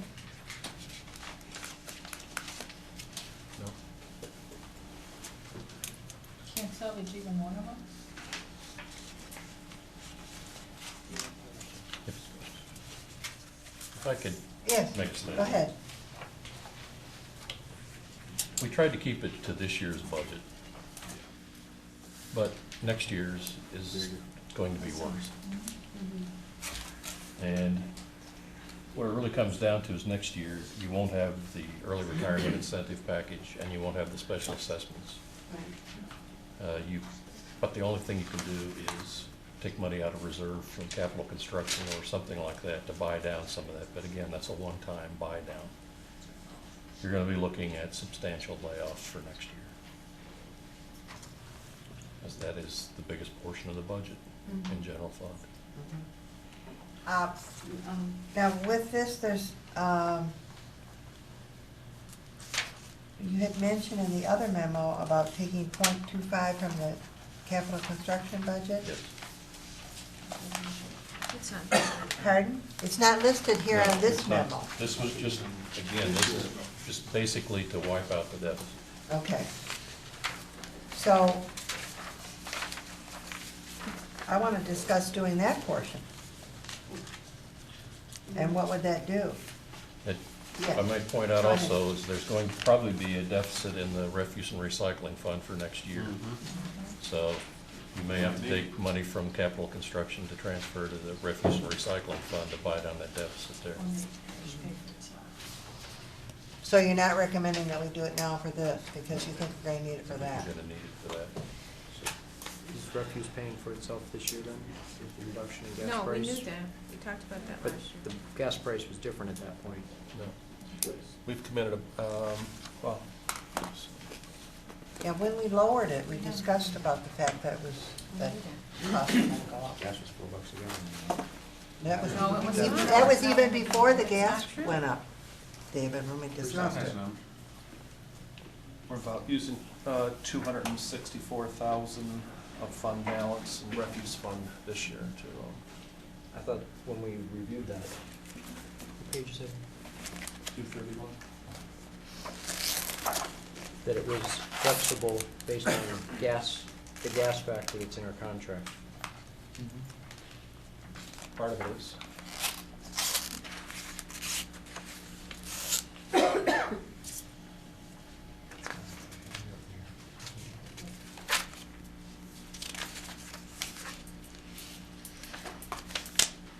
believe we just received an estimate, was it 2.5% or something like that? I think they're projecting a 2.5% increase for next year in the refuse, for the collection and disposal and so forth, over and above our current years. We have, we may be able to squeak out next year, but after that, that would pretty much wipe out the, and the problem with that fund is that you cannot really transfer money, general fund operating monies into that, and that ends up in a deficit. We only levy taxes once a year, so it has to be, we'll have to take a good look at this year's to make sure where we're gonna end up, but we may have one more year before that fund balance will be depleted. And we can't end up with otherwise we get a state write-up, and I don't like to get one of those for a budget overrun and deficit. Okay, so that's why it's not on this, Yes. this list. At this Okay. point, we tried to spare capital projects and so forth, that millage rate at this point. And that's where we're using some of the budget stabilization fund. We're sparing our unreserved undesignated fund balance at this point. And we put away $2.1 million a few years ago, a couple of instances where we got up to that 2.1 million in this budget stabilization fund to be used, and this is where you need to have some supplemental revenue to your budget. When the fund was established, that was the purpose of it.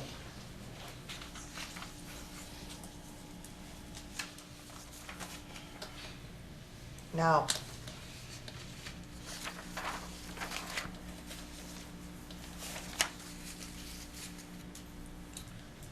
we have all of our numbers in on people that are taking They have retirements or not? Are they still, they have people another who week? submitted their information. They have several came in late last week, which the deadline was Friday. They have 7 days though to after that date to rescind their incentive. And today we have, or through Friday, there's 27 individuals taking advantage of the retirement incentive,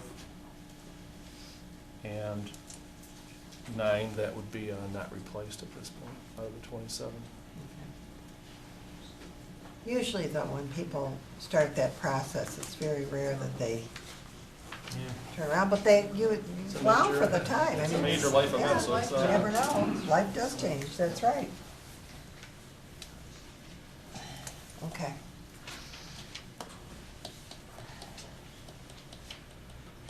Any other questions? Councilman Eisbecker? No. Oh, Several other items have been brought forward at the council table, and I appreciate the memo from. Can we just stick to this though, right now, on the? Okay. Let's go ahead and Oh, was your yeah, no question on problem. that one, Yeah. Councilman Beltrame? Yeah, okay. Let's finish this one, David, then we'll go to the others. Yeah. This 1.5 includes the 9 that are not going to be replaced. And this is still what's left. 1.5 is the 9 non-replacement and 8 potential layoffs. 17. We've only added $40,000.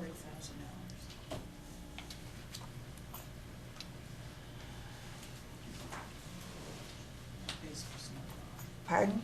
And that quite pays for snow plowing.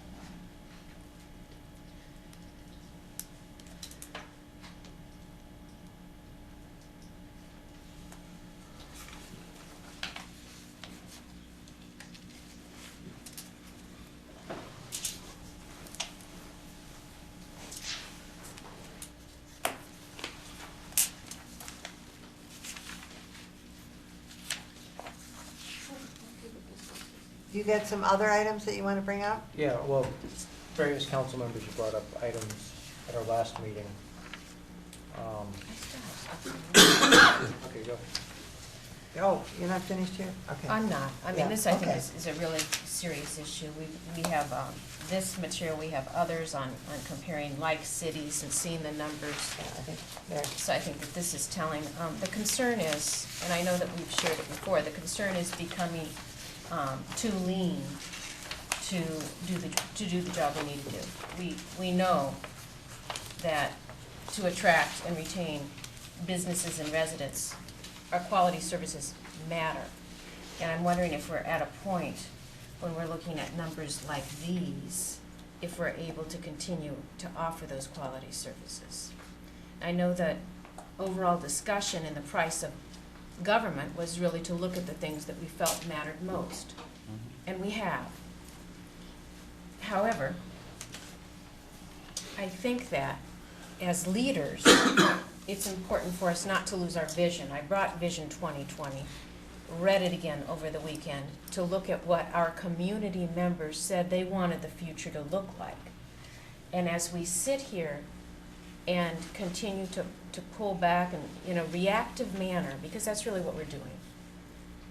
In a reactive manner, let's cut, rather than trying to look at the things that they said they wanted and position ourselves in a place to make sure that people want to come to this city, rather than to a place that they see closing down, like other cities that were at one time known for great schools, great cities, great place to be, not far from us, Wayne County. I'm very concerned on moving in this direction. The whole weekend, this weekend, the weekend before, on all the Sunday talk shows, it's jobs, jobs, jobs. The most important thing to do right now is to have people work, get people to work. It's short term, certainly. I understand the cautious words coming from our manager and assistant manager. Prepare for next year. Next year will be worse. But everything I hear from the economics is keep people working to pull ourselves out. Otherwise, we spin into that hole. From a macro picture, I'm concerned about these numbers, particularly in terms of the layoffs. Not only what it does to our ability to service our own residents, to position ourselves for the future, and our little piece of adding to that huge population in Michigan of the people who have to use Senator Papageorge's office line to get through to unemployment.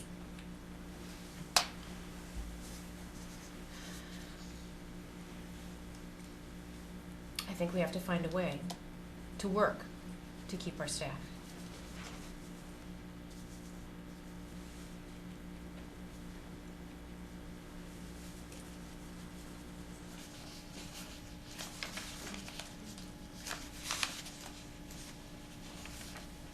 Councilman Fleming? So what's your suggestion? I've suggested it before. I would go to undesignated funds. Knowing next year that we're gonna have a $5 million shortfall, so what do you do next year? I understand that best advice, but as I said, when I sit and watch the programs on the weekend, they say, get going one foot after another after another. Will there be problems next year? We see them. But what do we do this year to get people moving, to get people spending, to get people comfortable now? And more so, Councilmember Fleming, I think that the morale of people, I've got a job, I can get this work, when we're asking them, now streamline, do this, I want to be able to do that. We've talked about that. We paid for that Zucker report. Is it Zucker? Is it Vector? No, Right it's for Zucker. once. Which said, get them working together. But when people are fearful, they're shutting down. And I think when you look at staff, at these numbers, we have that fear going rather than that energy and momentum we need to become more efficient, to be energized, to really say, this is the place, this is the one that you envisioned. And I think that's our role as leaders. I think it was not anticipated when we first sat down with the book that we would sit department by department clicking these things off. That's not our role. Never has been. But that's where we find ourselves. So is it challenging? Yes. And I think that's why last week, Councilmember, it was last week, wasn't it? Councilmember Beltramini suggested, you know, the Chinese menu, a little from this, a little from that, a little from here. But looking at the numbers and asking for some of like cities and what they're doing, even these numbers, you again see, we're lean. Can we get a clarification on these numbers? Yeah, you're speaking of the sheet with the employee staffing per 1,000 population? Yeah, because I noticed each of these other communities have a full-time fire department. Is this full-time employment of fire department included in these numbers? Yes, yeah, yes.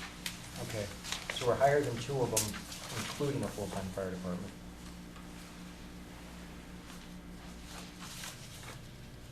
There are other departments that those Yeah. cities don't have, Yeah. Yeah, we know Farmington Hills shares. and they don't pay a legal department.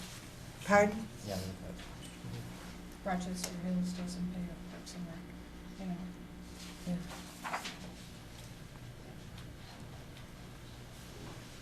Those are my concerns on that. Councilwoman Beltrame?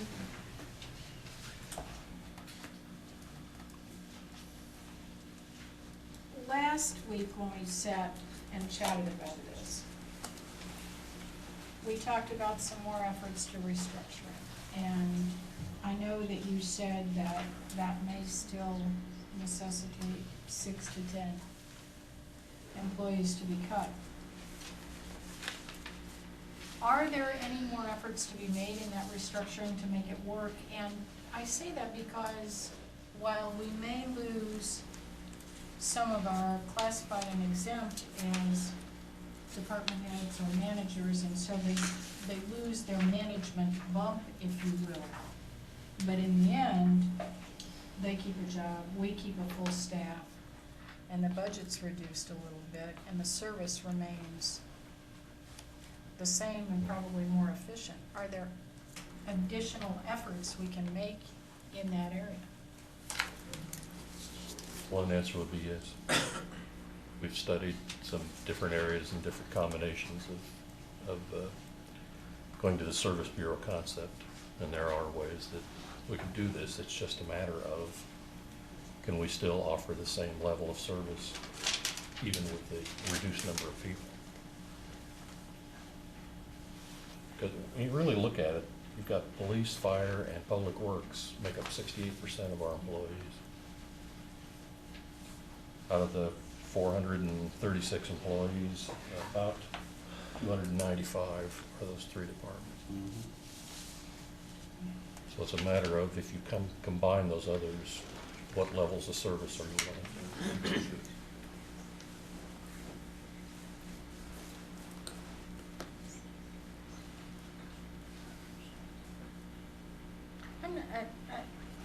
I don't necessarily buy that restructuring those departments in their service bureaus will lower the level of service. In some cases, if you don't have the people to meet customer demands or for solutions, there's going to have to be some give and take as to what services you offer. And it could be that some programs have to go. Some programs that people have gotten used to over the years, but it's just a matter of how much money are you willing to put towards those services.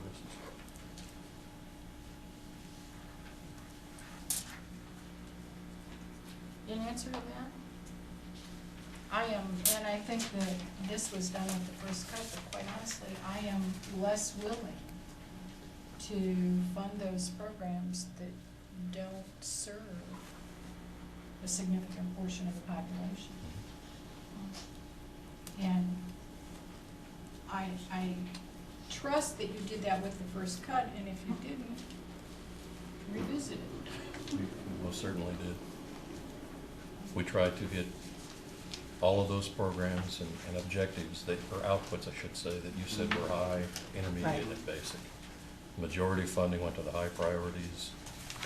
A certain amount of funding went to intermediate, and the basics, we looked at either cutting those programs altogether or a nominal level of funding that would keep them going to provide service to those people that take advantage. So these layoffs that are being proposed are all in those low priority categories?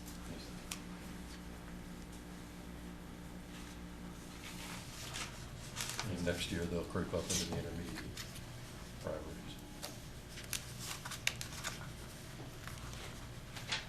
I understand what Mary's saying about keeping people to work, and I know that our citizens expect a fair level of service for what they feel are very high tax dollars.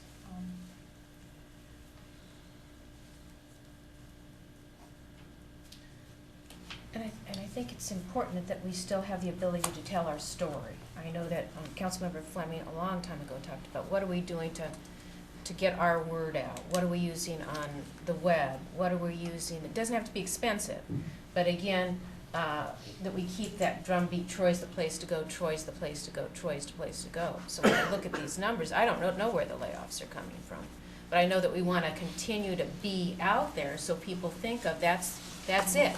That's the place I want to be. It has the programs for my kids. It has the parkland I want to see. It has quick and efficient response. It has all of those things. I can't tell from this on the page what the sacrifice is.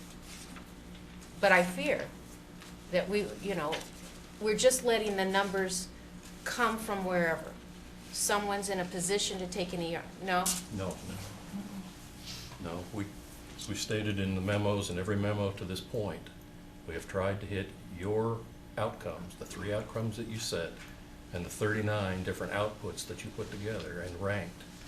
Those in the top 13 got the highest level of funding. Those in the middle 13 got a moderate amount of funding. Those in the low 13 were either cut out or received just a nominal amount of funding. And I'm not trying to debate with you.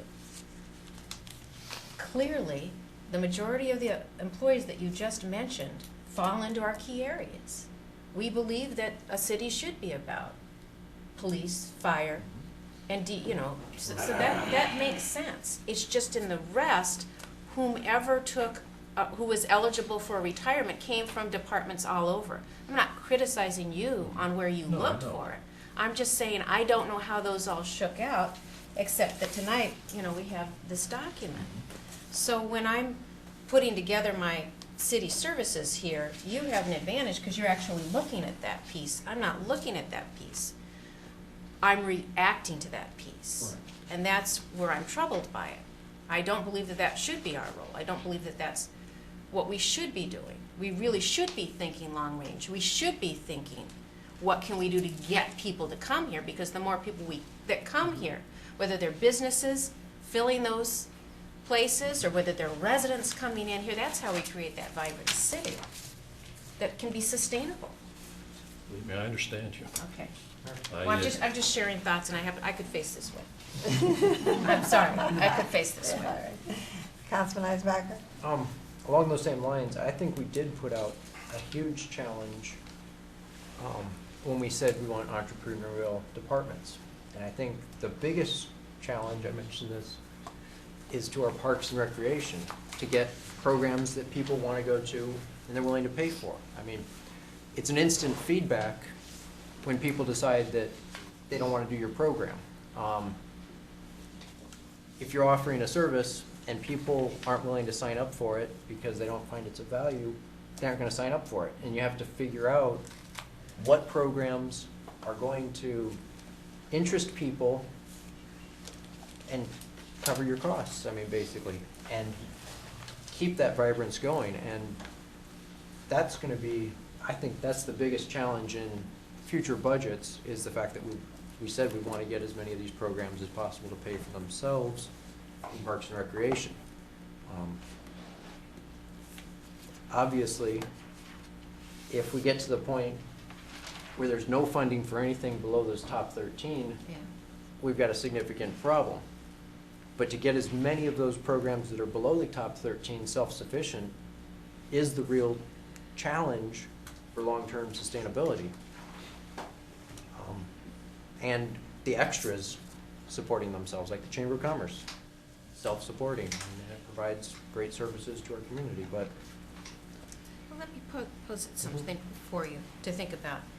The library, by any standard, brings a lot of people in there. There's a huge demand at the library because parking is impossible.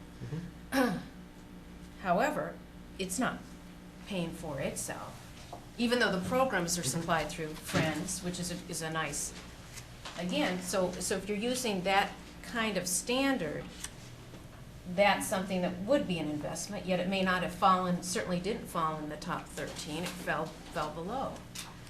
But the library is a great example of those entrepreneurial spirit where they've had the videos where it's pay to use, where they've had the video games, it's pay to use. I'm not arguing. You know that better than I do. Well, I mean, I'm just bringing up an example Yeah. of something that Yeah. may have fallen below, you know, when we're saying, you know, it's some, yet you can see Mm-hmm. that the people, that our residents and others love going there. Right. It's successful.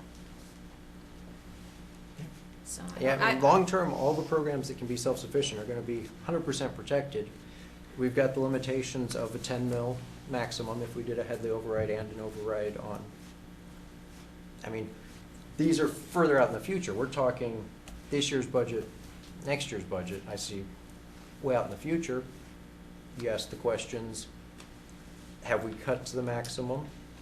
If what's prudent and reasonable for the critical services? And then you look at what else other options there are. But at this point in the process, we've had several hard years. This, I think, is our first really difficult year. We're using a new tool this year, which we're all learning the process, I mean, throughout the city. We're gonna see how long this tool works and keeping the highest level of services possible, given the resources we're allocated. Well, the difficulty for us is going to be to continue to provide services with the city until our taxable value can start rising, when the economy starts doing better. There's a lot of businesses that have come into Troy. When I talk in the state of the city, there's a whole list of good things that have Yes, happened that's in 2008, even with the That's bad right. economy. But we can't cut to the point where we're not offering what's going to draw people to come in, because then they're going to start looking at other communities and saying, I want to go there instead of to Troy. And we've been fortunate for many, many years to have people come to Troy, and it's been a blessing, both, you know, our residents and our businesses. But with the values going down, less money coming in, but our task is to keep things still running along smoothly and have as little impact on people in the community as possible. There's naturally going to be some impact. And I think we're all fearful of what kind of impact it's going to have. And some of it we may not know until it actually occurs. And then you know, try to shore it back up again. It's like after you have an accident with a car. You know, you have insurance to pay for things, but you still got to get the car fixed. You got to worry about if you had injuries, you know, all that kind of stuff. And the wear and tear on you while you go through that. If you've ever personally been through an accident, you know it's a horrendous experience. So we're kind of in that mode. I use that as an example because it's like we're in the middle of an accident. And yet we have to come out on the other side and make sure we have enough things in place to make everything whole and right again. Yes, Councilwoman Broomfield? I'm just sitting here listening to all of it. I think we're all kind of preaching to the choir. We all want the same thing. We keep talking about, you know, wanting to maintain, which is very important. Wanting people to move into Troy, to work in Troy, all of that. I think every community is struggling. I don't know that there's, we're obviously in competition with other communities to have people move in and start or move businesses here. But I think across the board, we know that, Michigan, the whole country, everybody's in trouble to some degree. And I think we're being very wise as a council. I wish we would have done this a couple of years ago when things weren't so bleak, but we're doing it now. We're having to prioritize. And we do want to keep people working, we do. But we also have to look out for 09 and 010. And I listen to the economists too, and they say 09 is supposed to be, as we've been told by our management, worse than 08. So in looking at these cuts, it's hard. We've got to plan to maintain, maybe not grow, maybe, not maintain what we have. Look at the priorities that we've set. Begin to work up. And when we get into our mid-range, dipping into these funds that we've set aside for this kind of stuff. But we dip in too early, we're setting ourselves up for bigger problems. And again, yes, we want people to, we want to be that vibrant city, but everybody is suffering across the board. And like I said, I think I'm preaching to the choir here, but I think we have to be realistic. And it's not 08, it's not 07, it's not 06. We are going into a huge recession, if not already in it, and it's going to get worse. And I don't want to include doomsday, but it is. It just is. And we have to make prudent decisions now.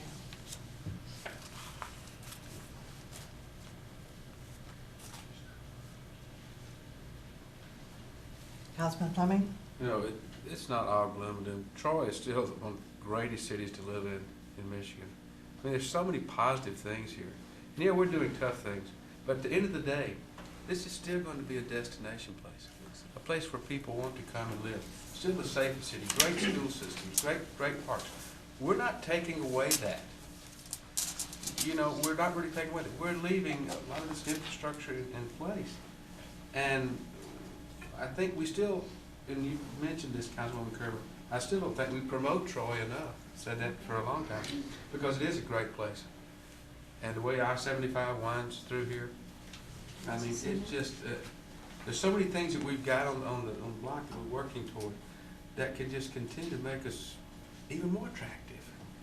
And we have to promote that. I mean, we're sitting here doing tough things, and nobody likes layoffs, whatever, but at the end of the day, this city, Troy, is still going to be in much better shape than the majority of the cities in this state, and in a lot of cities around the country. We still have a lot to be pleased about and proud of here. And we want to keep that. And I don't think anything we're cutting is going to take that away. And we just have to be positive. It's the tough things to do, but the concern is, we don't want to dip into we may have to dip into reserves at some point, but right now, I think would be premature. And I think management's done an excellent job of keeping us on track here and trying to as Councilwoman Beltramini said, take from different areas and come with a balanced budget. And I don't think there's really a lot of pain here. We're talking like it's a lot of pain, but really it's not, because we've never gone through this before, It's going to be painful for a person that has to lose their job, but we're not talking wholesale layoffs here. It's not that gloom and doom. We're talking tweaking the departments and fine-tuning and so forth. You can say that is not one of the 8. Yeah, that's what I'm saying. If you're one of those, but when you're talking out of how many people? 400? Well, it is pretty lean, because we just shook out all those retirements. I guess, again, the police department is fabulous. We retired 6 with 200 years. We got another retire. I mean, this is a mourning period. Those officers, those wonderful people who meant so much. I mean, there is definitely, at least as far as I'm concerned. I mean, there is mourning. I've always felt that way. You know how I feel about ERIs. I think that I greatly value those who've invested a lot in a lot of years, a lot in building relationships, and I do mourn them.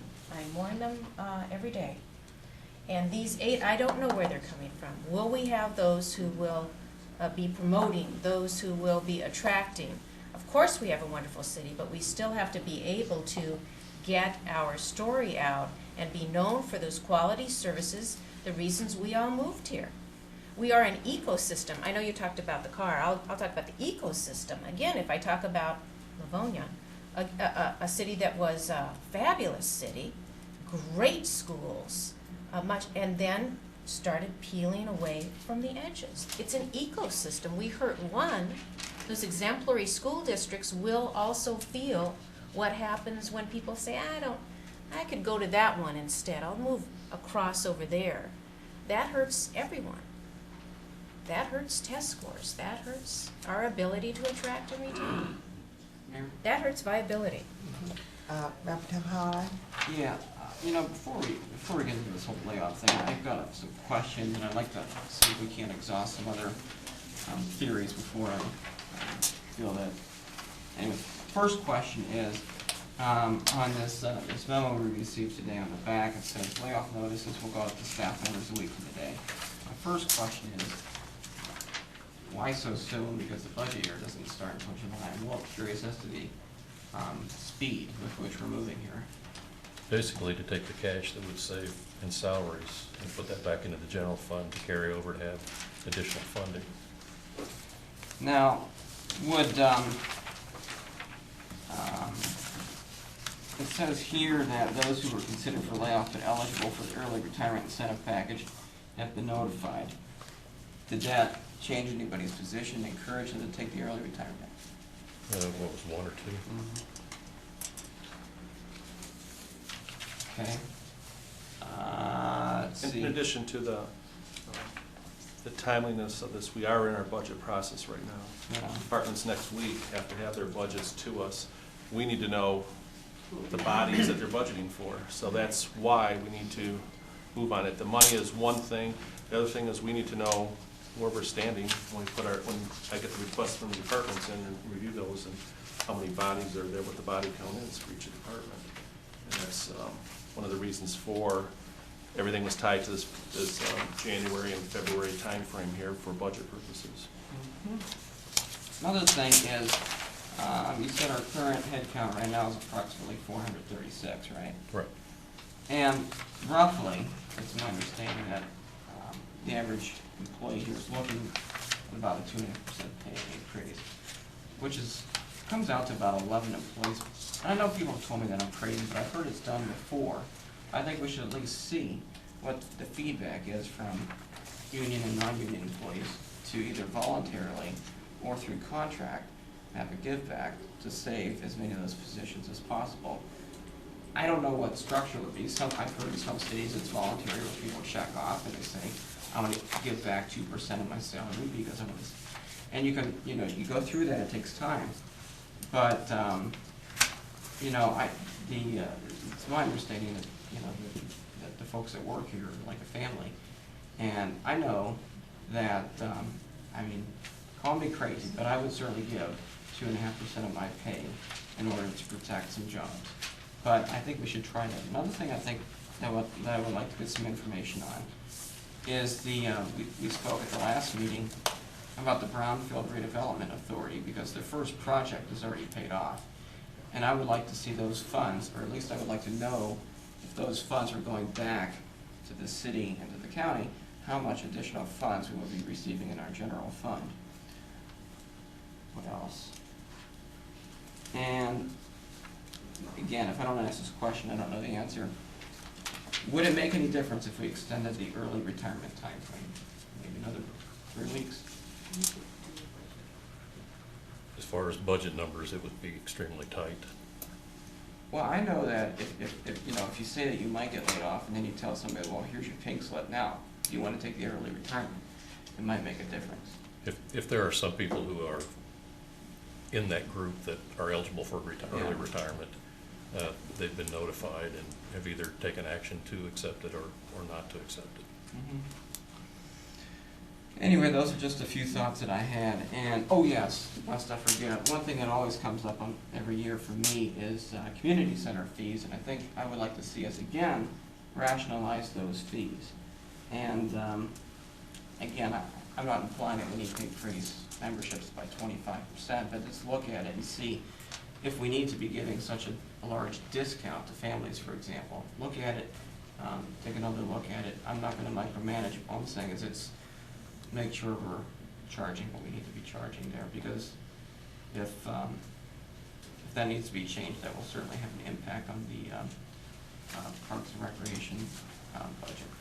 So those are the thoughts that I had. If I could respond to one thing. Sure. I did receive a letter from the Ask Me group today and did want to meet with me to talk about salaries and those kinds of things. So there are some, have been some input from one of the unions anyway. Yeah, I mean, I'm quite, I would much rather, get rid of positions through people voluntarily leaving, than layoffs, because we are talking about people here, families and that sort of thing.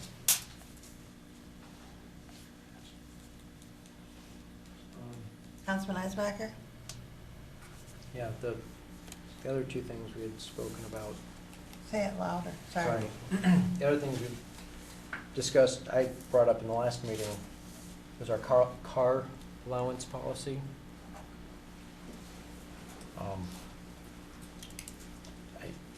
I know from personal experience in the private sector that cars are becoming much more difficult to get from a private employer now. And also the longevity payments that you guys mentioned at the last meeting that had already been given up by all the unions. The fact that the unions have given it up is very impressive, and I think it's only fair that go across the board. I have no idea what the number is behind that or the cars. Looking at, obviously, a person that's required to be on staff 24/7 and respond immediately, that's a daily part of their job, but personnel that are not, it's a perk and not a requirement. I think we need to look seriously at that. I thought we already did cutbacks of that quite a few years ago. You remember, John, about cars? We did. That's been a long time. It was less expensive for the city to do the car allowance and have motor pool cars that were assigned to those departments by almost half the cost. And that's why they went to that, the car allowance program. Is that for like driving around town cars or driving to conferences or educate? Whatever you have, if it's public works director or whoever it may be, for any driving around, any job-related business that is driven. They don't get mileage for that. There's a conference, they go to a conference, or they go to whatever, if they're driving around town and reviewing the snow plowing and so forth and put 10,000 miles on their own vehicle, it's their own car, there's a car allowance that, and it was cheaper for that route than having a city truck or whatever assigned to that individual. And that's why we went to that a long time ago, quite a few years ago. What about pool cars?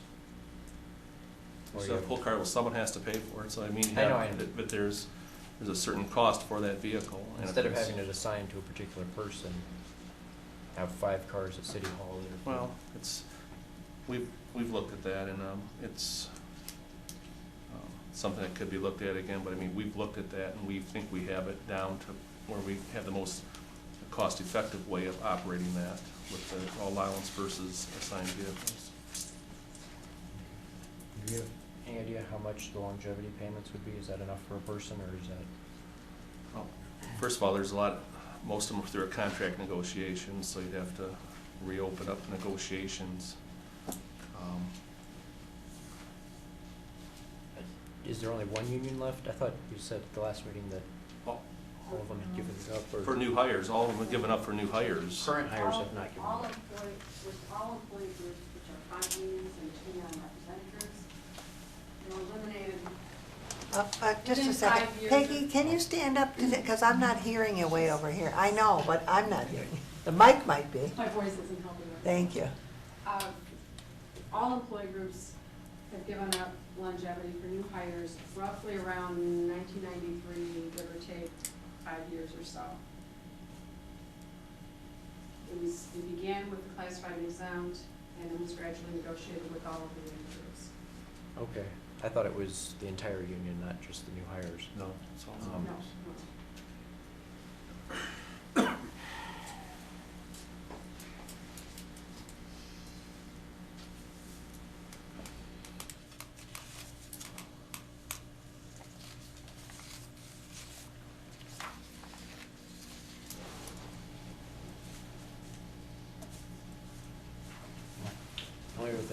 Pardon? There's one other thing I had on the list, and I know it's not nearly enough for rescuing a job, but the perks that council receives, I'd like to have that as a discussion item and look at where council members' budget can be reduced. And I know we've reduced spending over the last several years.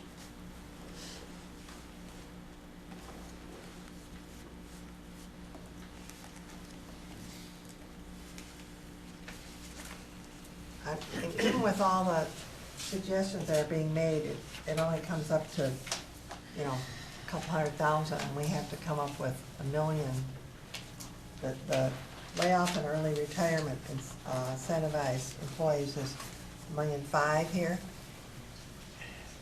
So, I mean, it's good to have, and we should be looking at every way we can save money, but still, in order to come up with large numbers, and the fact that the majority doesn't want to take it from unreserved and designated funds, even a portion coming from there would still keep us at having a high percentage. Councilwoman Beltramini? I want to go back to something Martin said, and I understand the Brownfield Redevelopment Authority fund is, we continue to capture, to build up kind of a revolving fund there. And do we need a significant balance in that fund for things like when the pavilions came and we gave the credits, and do we need to have money in that fund to do that? Or is that a credit situation where maybe for the short term, it might be worth our while to transfer some of that money back to the county and the city, unless by doing that, we can't get it back? And that's my question. Once you open that Pandora's box, then do you have to renegotiate it? Yeah. I think Mark Miller wants to. Since I've been a little more involved in the BRA, the one thing that I've come to realize is we do get charged by the MDEQ review fees, especially if a project doesn't go through. And so we need some money. Yeah, I mean, there are potential for charges at the MDEQ if a project doesn't go through, such as the Mascom, and if the pavilion doesn't go through, that potentially could have charged to us. We need funding in there. I'm not saying we need all the funding that's in there. I think we have, what, 5 years or so, 5 or 6 years that we're accumulating those funds, and it stops at that point. This may be our second, I think, year in that cycle. What it does provide, normally, when a new brownfield project comes on, normally that project looks to fund that improvement for that property. What you have, if you do have a large project that comes on, it may never be able to recoup those costs associated with that project, and depending on the size of the development and so forth. Pavilions, because of the size and so forth, and the new developments, what's going in there, they would be able to capture that money within the period of time that they had that scheduled out for. But you may have some smaller size ones that they may not be able, depending on what type of what they have to do to remedy the property, whether or not. I'm not saying, I would say that's one area to look at, and I think there'd have to be some changes to our existing plans, whatever on that, but it's one area to take a look at. Brownfield, we are accumulating funds. You may not need to accumulate all those funds there. Within the legal question. Yeah, I will certainly do a memo for you, but when the brownfield was created, it has to be, the funds are segregated, and they have to remain segregated, so you can't move it back and forth. No. And so that's one thing. But secondly, if one of the ways to, I guess, stop accumulating it would be to do away with our brownfield, but then we'd need to recreate another one. And also, there are the pavilions. That is an outstanding obligation that that's out there, and so it may impair that as well. So, again, I'm happy to do the legal research if you would like me to do that, but I'm very speculative as to. I don't think it can be done. I'm happy to look at that and see, but my gut reaction is that there are just insurmountable obstacles. Mayor? Mayor Pro Tem Howard? My recollection is the revolving fund is optional, not mandatory. Also, it's my understanding that if you have a project, we're not going to advance funds to a project unless it's going to go through. And my understanding is you can bond that. And if you have a project, you're basically going to be creating a net present value that'll be bonded. There are, the key thing to start with is, the number. How much are we talking about here? You're talking about hundreds of residential units, and you're talking about a Target and that whole row of big box stores, and you've got the outbuilding, and where Papa Vino's is. You've got a lot of real estate there, so I think we do need to consider it. And I don't buy into the concept that the county doesn't deserve their funds either. I mean, the county has made some very difficult decisions with pay freezes and all those sorts of things too. And I don't like the idea of where we basically look at it, of we're trying to basically do a quick take on the county. I don't think that's true. We live in Oakland County. We do have an obligation to care for all of our government units to which we belong. I think it's a good idea. And if you might want to, yeah, that's pretty much all I'm going to say at this point. There are a tremendous amount of opportunities there, and that are very much legal and relatively easy to do with a little bit of effort.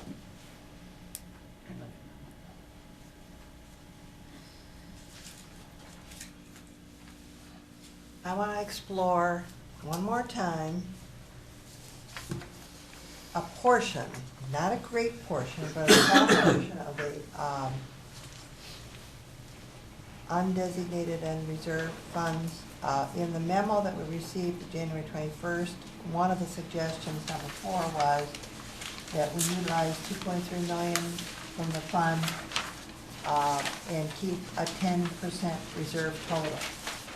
I know that a majority of council didn't want to touch that at all because they're looking at when they may have to touch it next year or the year after.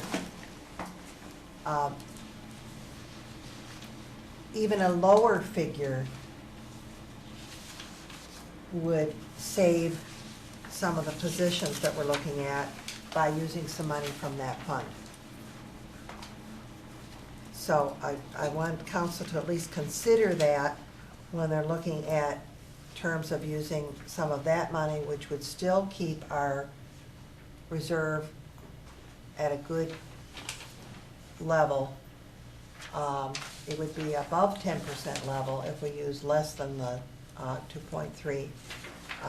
If we used even $1 million from that fund, it would make a big difference. I don't know whether, did you calculate using if we use that total amount, if we used a lesser amount, what that would mean? No? Okay.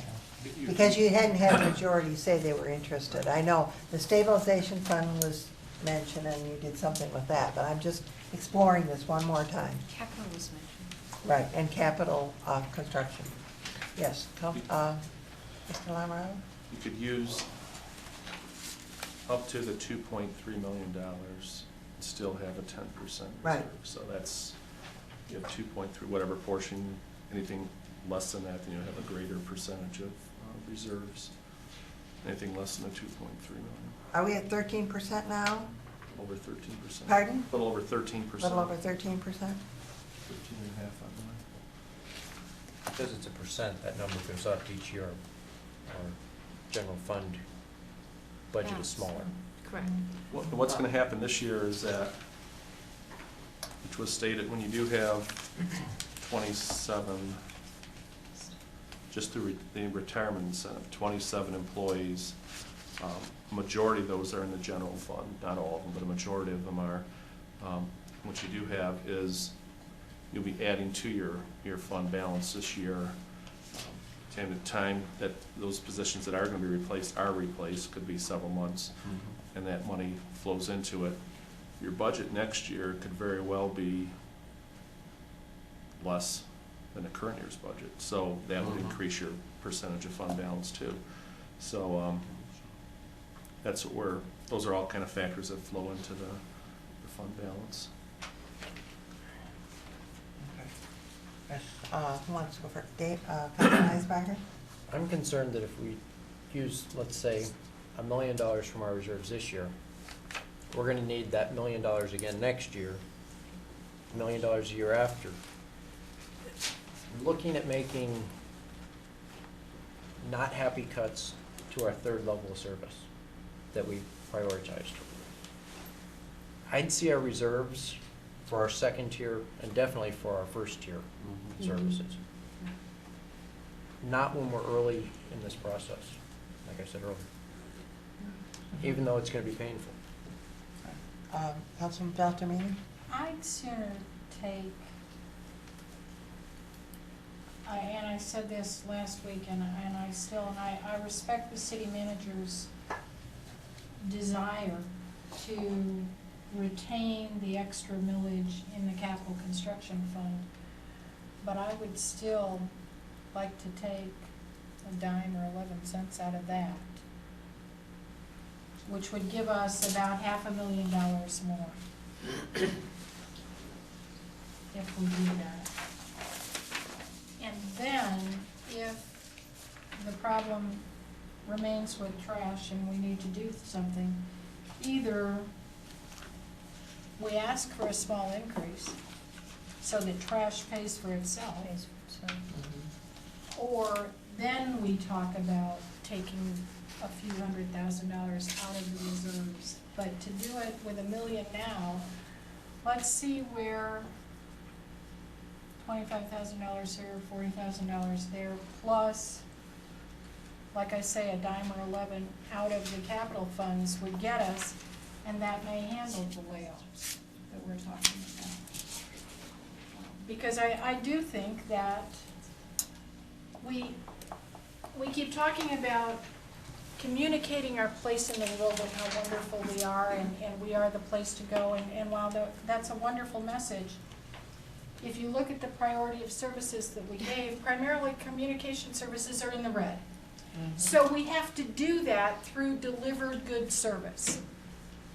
And we all admit that we're lean. I mean, we know that we're lean. The question is, are we lean enough? And we've cut back 8% already. That's the reality. So, like I say, I would sooner cut the capital projects to try and balance this before I took any money out of reserves. Because I do agree with David.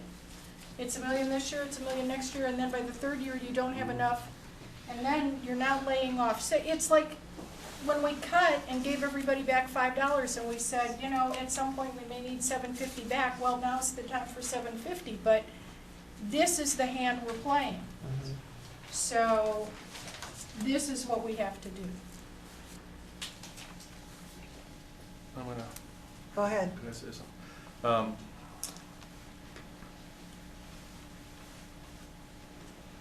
Possibility of layoffs, it's a very difficult discussion, especially during these times. We do have some departments that we've analyzed that maybe the workload is not there that we've had in the past. So we're trying, I think we've freed up 27 positions, and 9 of those are not going to be replaced through attrition. That still leaves several that, some are specialized positions that some of these people may not be able to fit into. There are some that they could possibly go into some of the positions that are going to be freed up here that are scheduled for layoffs. It's very difficult. No one, I mean, I hate the thought of it. I mean, it's been bothering everyone. It's been bothering a lot of people. But we're also faced with the task too that you look at. We have certain departments that maybe the workload is not there that they used to have in the past. So do we keep those departments fully staffed to avoid layoffs? Well, in these times we can't. And that's, I think, where we're at here. I would hate to see anybody lose their job. Anybody, especially during these times, because it's going to be difficult to find another job. But we're also faced with the task of trying to look at our whole city operations. And unfortunately, there are some areas we'd like to see more activity in, but there is not that activity, and we're not in the boom years of the 80s and 90s. And that means that there may be some excess in those areas, and those are the areas that we're trying to target here. Hopefully some of them might be able to be placed with our retirements that we have in those areas. But I don't want to see, no one wants to see layoffs, I don't want to see the manager, no one wants to see layoffs. But when you look at the time now, there are certain areas that it's, I don't know, it's difficult to justify some of the staffing in certain areas. That's all I can say. And John, I don't disagree with that, and I guess that comes from when I said restructuring in the beginning.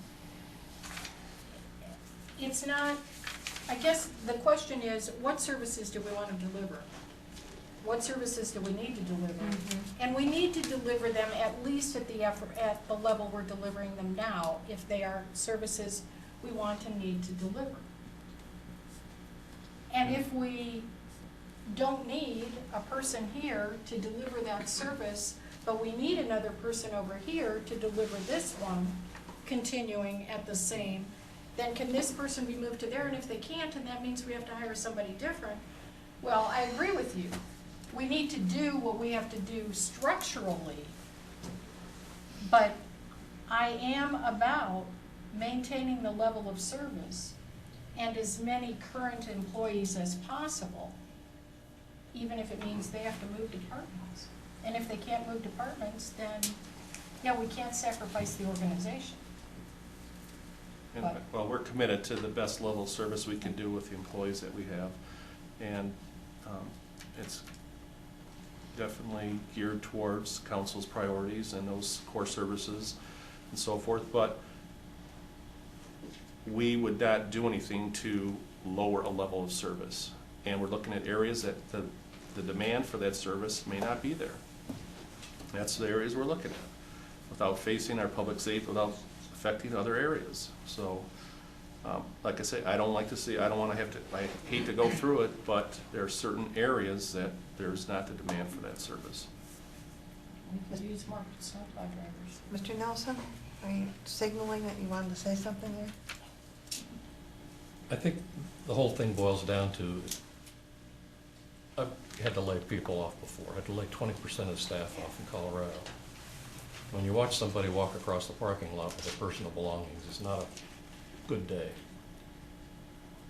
At the same time, we're trying to wipe out a budget deficit for this year, knowing full well that the next 3 years, you're going to have a budget deficit each one of those years. We've looked at consolidating, we've looked at merging. Now, we see, when you walk around the building and you see one department who just got through a really crushed period of times and they're not so busy that week, that you walk down to the next one and they're insane. People are waiting at the counter. Why can't we move a few people down from that area to help them out in this situation?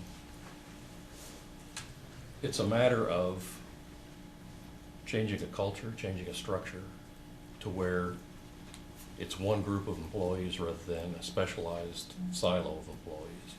And that's the next step of, we're trying to do this with community development. We're trying to do it with community engagement, those departments that look at service or public service or customer solutions, those kinds of things. Can they be like functions, can be merged?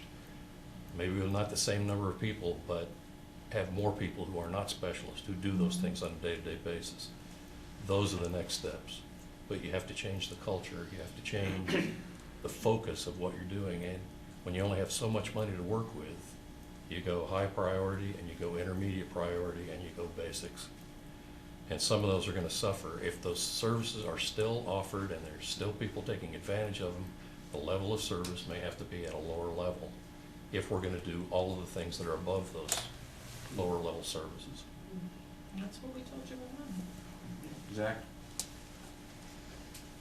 Well, with all of our discussion on this tonight, where do we stand here on the final numbers? I see what you have in your memo that we've agreed to.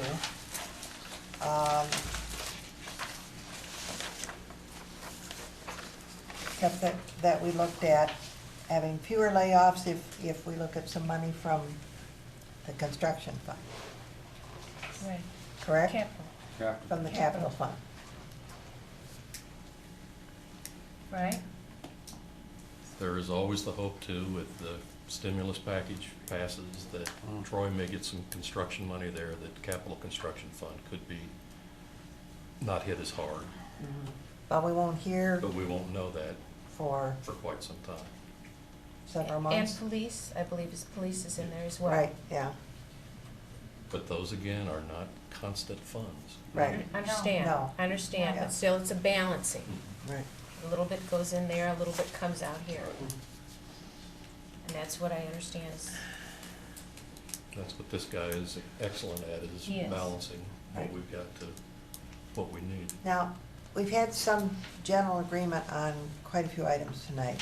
Are you looking at coming back with something at the council table for us to vote on, or Yes. what's the next The next step step here? will, these measures will be in a resolution form, so it'll give us strict direction as to what you want, what you don't want, and what we can add, and then we can do the numbers.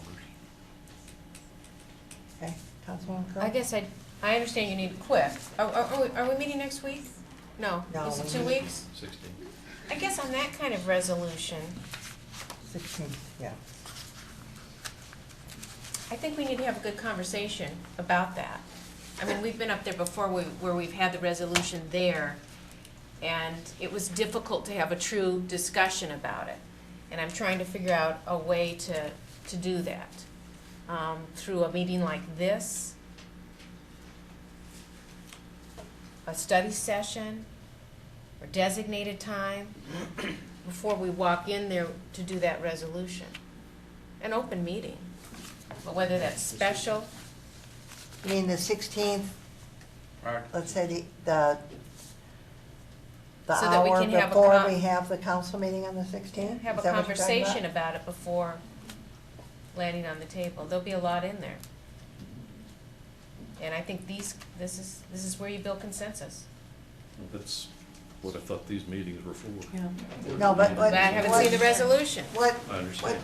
Councilwoman Kerwin is saying, that after we see the information, which we'll get, before the meeting of the 16th, meeting in a study session before we have the general That's what you'd like to do. regular meeting.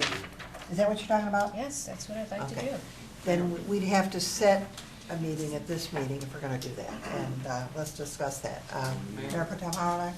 Maybe we just need a little bit of clarification as to what the city manager meant when he said the resolution. Is the resolution simply formalizing the things that we have agreed on tonight?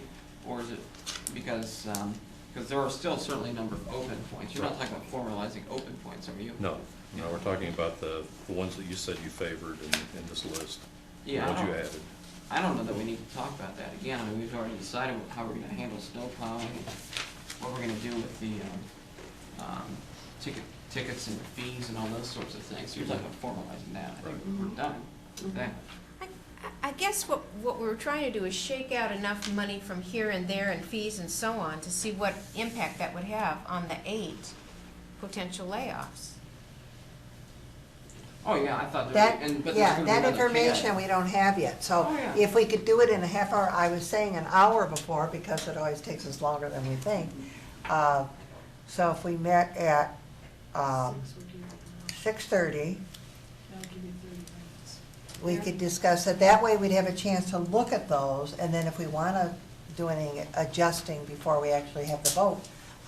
Yes, Councilwoman Broomfield? I'm always a little nervous about adjusting things. Half hour, hour before meeting. We've given staff direction to write a resolution to shake out monies from some of this other stuff to come back with a resolution that perhaps could reduce the 8 layoffs. We meet a half hour, an hour before. I don't know what that will achieve, because they have to go and crunch the numbers. We're not gonna send them off again to crunch more numbers, because I wouldn't recognize it. We're taking their recommendations because we've given them a general direction. So we get the resolution is what it is with the direction we've given them this evening.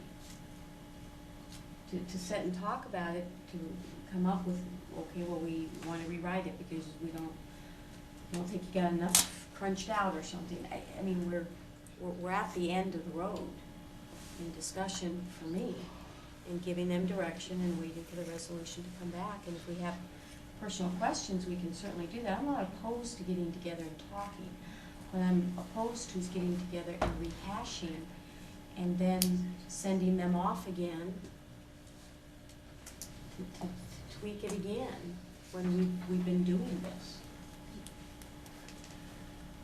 That's just. But I think as I read it, was that the discussion ahead would be so that we were comfortable with it, so that when it came to the table, remember we had the resolutions before and we weren't ready for it, and we said, no, we're not ready to vote on those? And Exactly.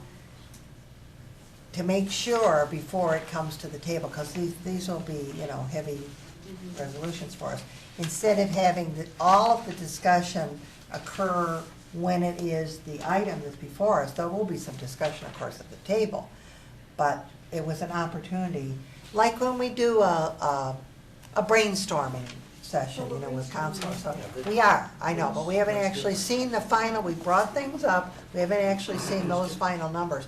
Look at the difference in the memo that we had last week and the memo that we had for this week. Right, but the Okay. The memo next we have time now, we meet, it's gonna be. You have marked for changes. I know, but I'm just using that as an example of how Yeah, things no. can change after we have a discussion. So we had a discussion tonight, but we gotta give them a chance to get it back to us again. Mayor, maybe, This is Yes. on here. Mayor Pro Tem Right. maybe Ryan? the thing to do is just to have a recap of what's gonna be on there, because this is at least the 6th time we've discussed this. And there are still some open points. I think we need to make a decision on these things and then move on. Okay. We've got a lot of work ahead of us. So if we could have a recap, so that everybody's on the same page, and we can do it now, then I think we're in good shape. Do For you the have, resolution. do you have all those numbers with the suggestions from tonight that you're able to give us a recap? They should have all the charts that were submitted, what Right. it has a favor on. Right. Those numbers are included, which Right. we've already talked about, with all those items. One by one. And then the only thing that we have that tonight was the items that were listed on this memo that you received. Right. Using the budget stabilization funds of $250. Right. We've already, the portion of it, retirement incentive, was already in the initial numbers of $1.3 million. That came out about half of that amount. And the layoff portion is another portion of that. These other ones that are listed here, We talked about. we've talked about tonight. We talked I don't about have any earlier. other than business occupancy permits of whatever that number may be, if it's 30,000 or 25 or 30 or whatever it is. That's the only really thing that was added. You brought up about the, I don't know that that can even be Structure part of the resolution because there's no ordinance yet and you have no real numbers on it. I mean, how can that, we can put a figure, we can't put a figure on it. We may have to do the ordinance at the same time, if we can get some of those written. That's the time frame. You're not going to have your ordinance by the next meeting. 2 weeks. No. For budget purposes, for Ordinance- budget purposes, which or we like have right several now, months, it's a matter of Right. fact, if you'd like to That's see right. that, That's right. 30,000, or we'll come up with, we can come up with an estimated number. You have 4 months to come up, 5 months to come up with a ordinance. We're timely in the attorney's office. Councilman Beltrame? How do you guys feel about money out of the capital fund? I thought we had that conversation. Well, we had that conversation last week, but then we didn't go Well, it there. didn't show up here, that's Yeah, I why know, that's why I There was, we're not. Hold off now. had it revisited. That was one of the columns. Right. A little bit from everything. The, if I may. Mhm. The Go question I ahead. have too on the capital is it would be interesting to know what impact that's going to have, if any, on, our 5-year capital plan that we reviewed at the last, as part of the last budget, to see what exactly we're gonna be not doing, if you will, especially with streets and things that are really obvious to some folks. We can give you 2 different numbers. We'll add 10 cents, whatever, and then we'll also look at capital impacts of taking that money. And then you have a resolution that doesn't add the Right. Okay, There's 2 items I just saw we didn't discuss. which one? buy distressed property in Troy.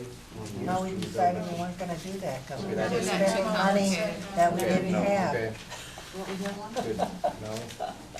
And the other one is the contributions to the community agencies. Wasn't in the No, we- memo, but it's in the green.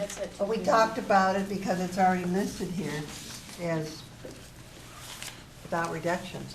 That's why I brought it up. Remember Right, when and you wanted to go we down the talked about line and I was jumping to that because that was a Yeah. big item? I said, let's get it out of the way. Stabilization. That was tough. I always like to take the hard stuff first, David. Okay, so we're good. So we really don't need a meeting. Is that what you're saying? Are you gonna be Sounds like it, comfortable? yeah. Sounds like okay. those are the I things just that- was trying to make sure. And the only thing that we were looking at is the Incredible capital, job. a little bit of capital. We'll see two, and then we can. But Okay. we may not need to use the capital, hold back in case we need it for the refuse Well, they're gonna later do on. two. And we'll talk about two, Right. we'll see the impact. They're gonna give us the information, then we'll know. Okay. Are you folks ready to hear from people that came tonight? If anybody wants to speak under the public comment section? Mary Ann Bernardi? Remember, the mics are all up here. Okay, Thank you. We're saving electricity. Oh, right, that was one of the ideas I thought we could turn the thermometer down. Oh, We did. I do want to thank you for having this in more daylight hours, and Right. that's really a good thing. And I don't know if it's worth repeating this. I didn't hear you talk about it even one sentence towards it. And in your last meeting, I asked you about the lobbyist that we're paying $7,500 a month for.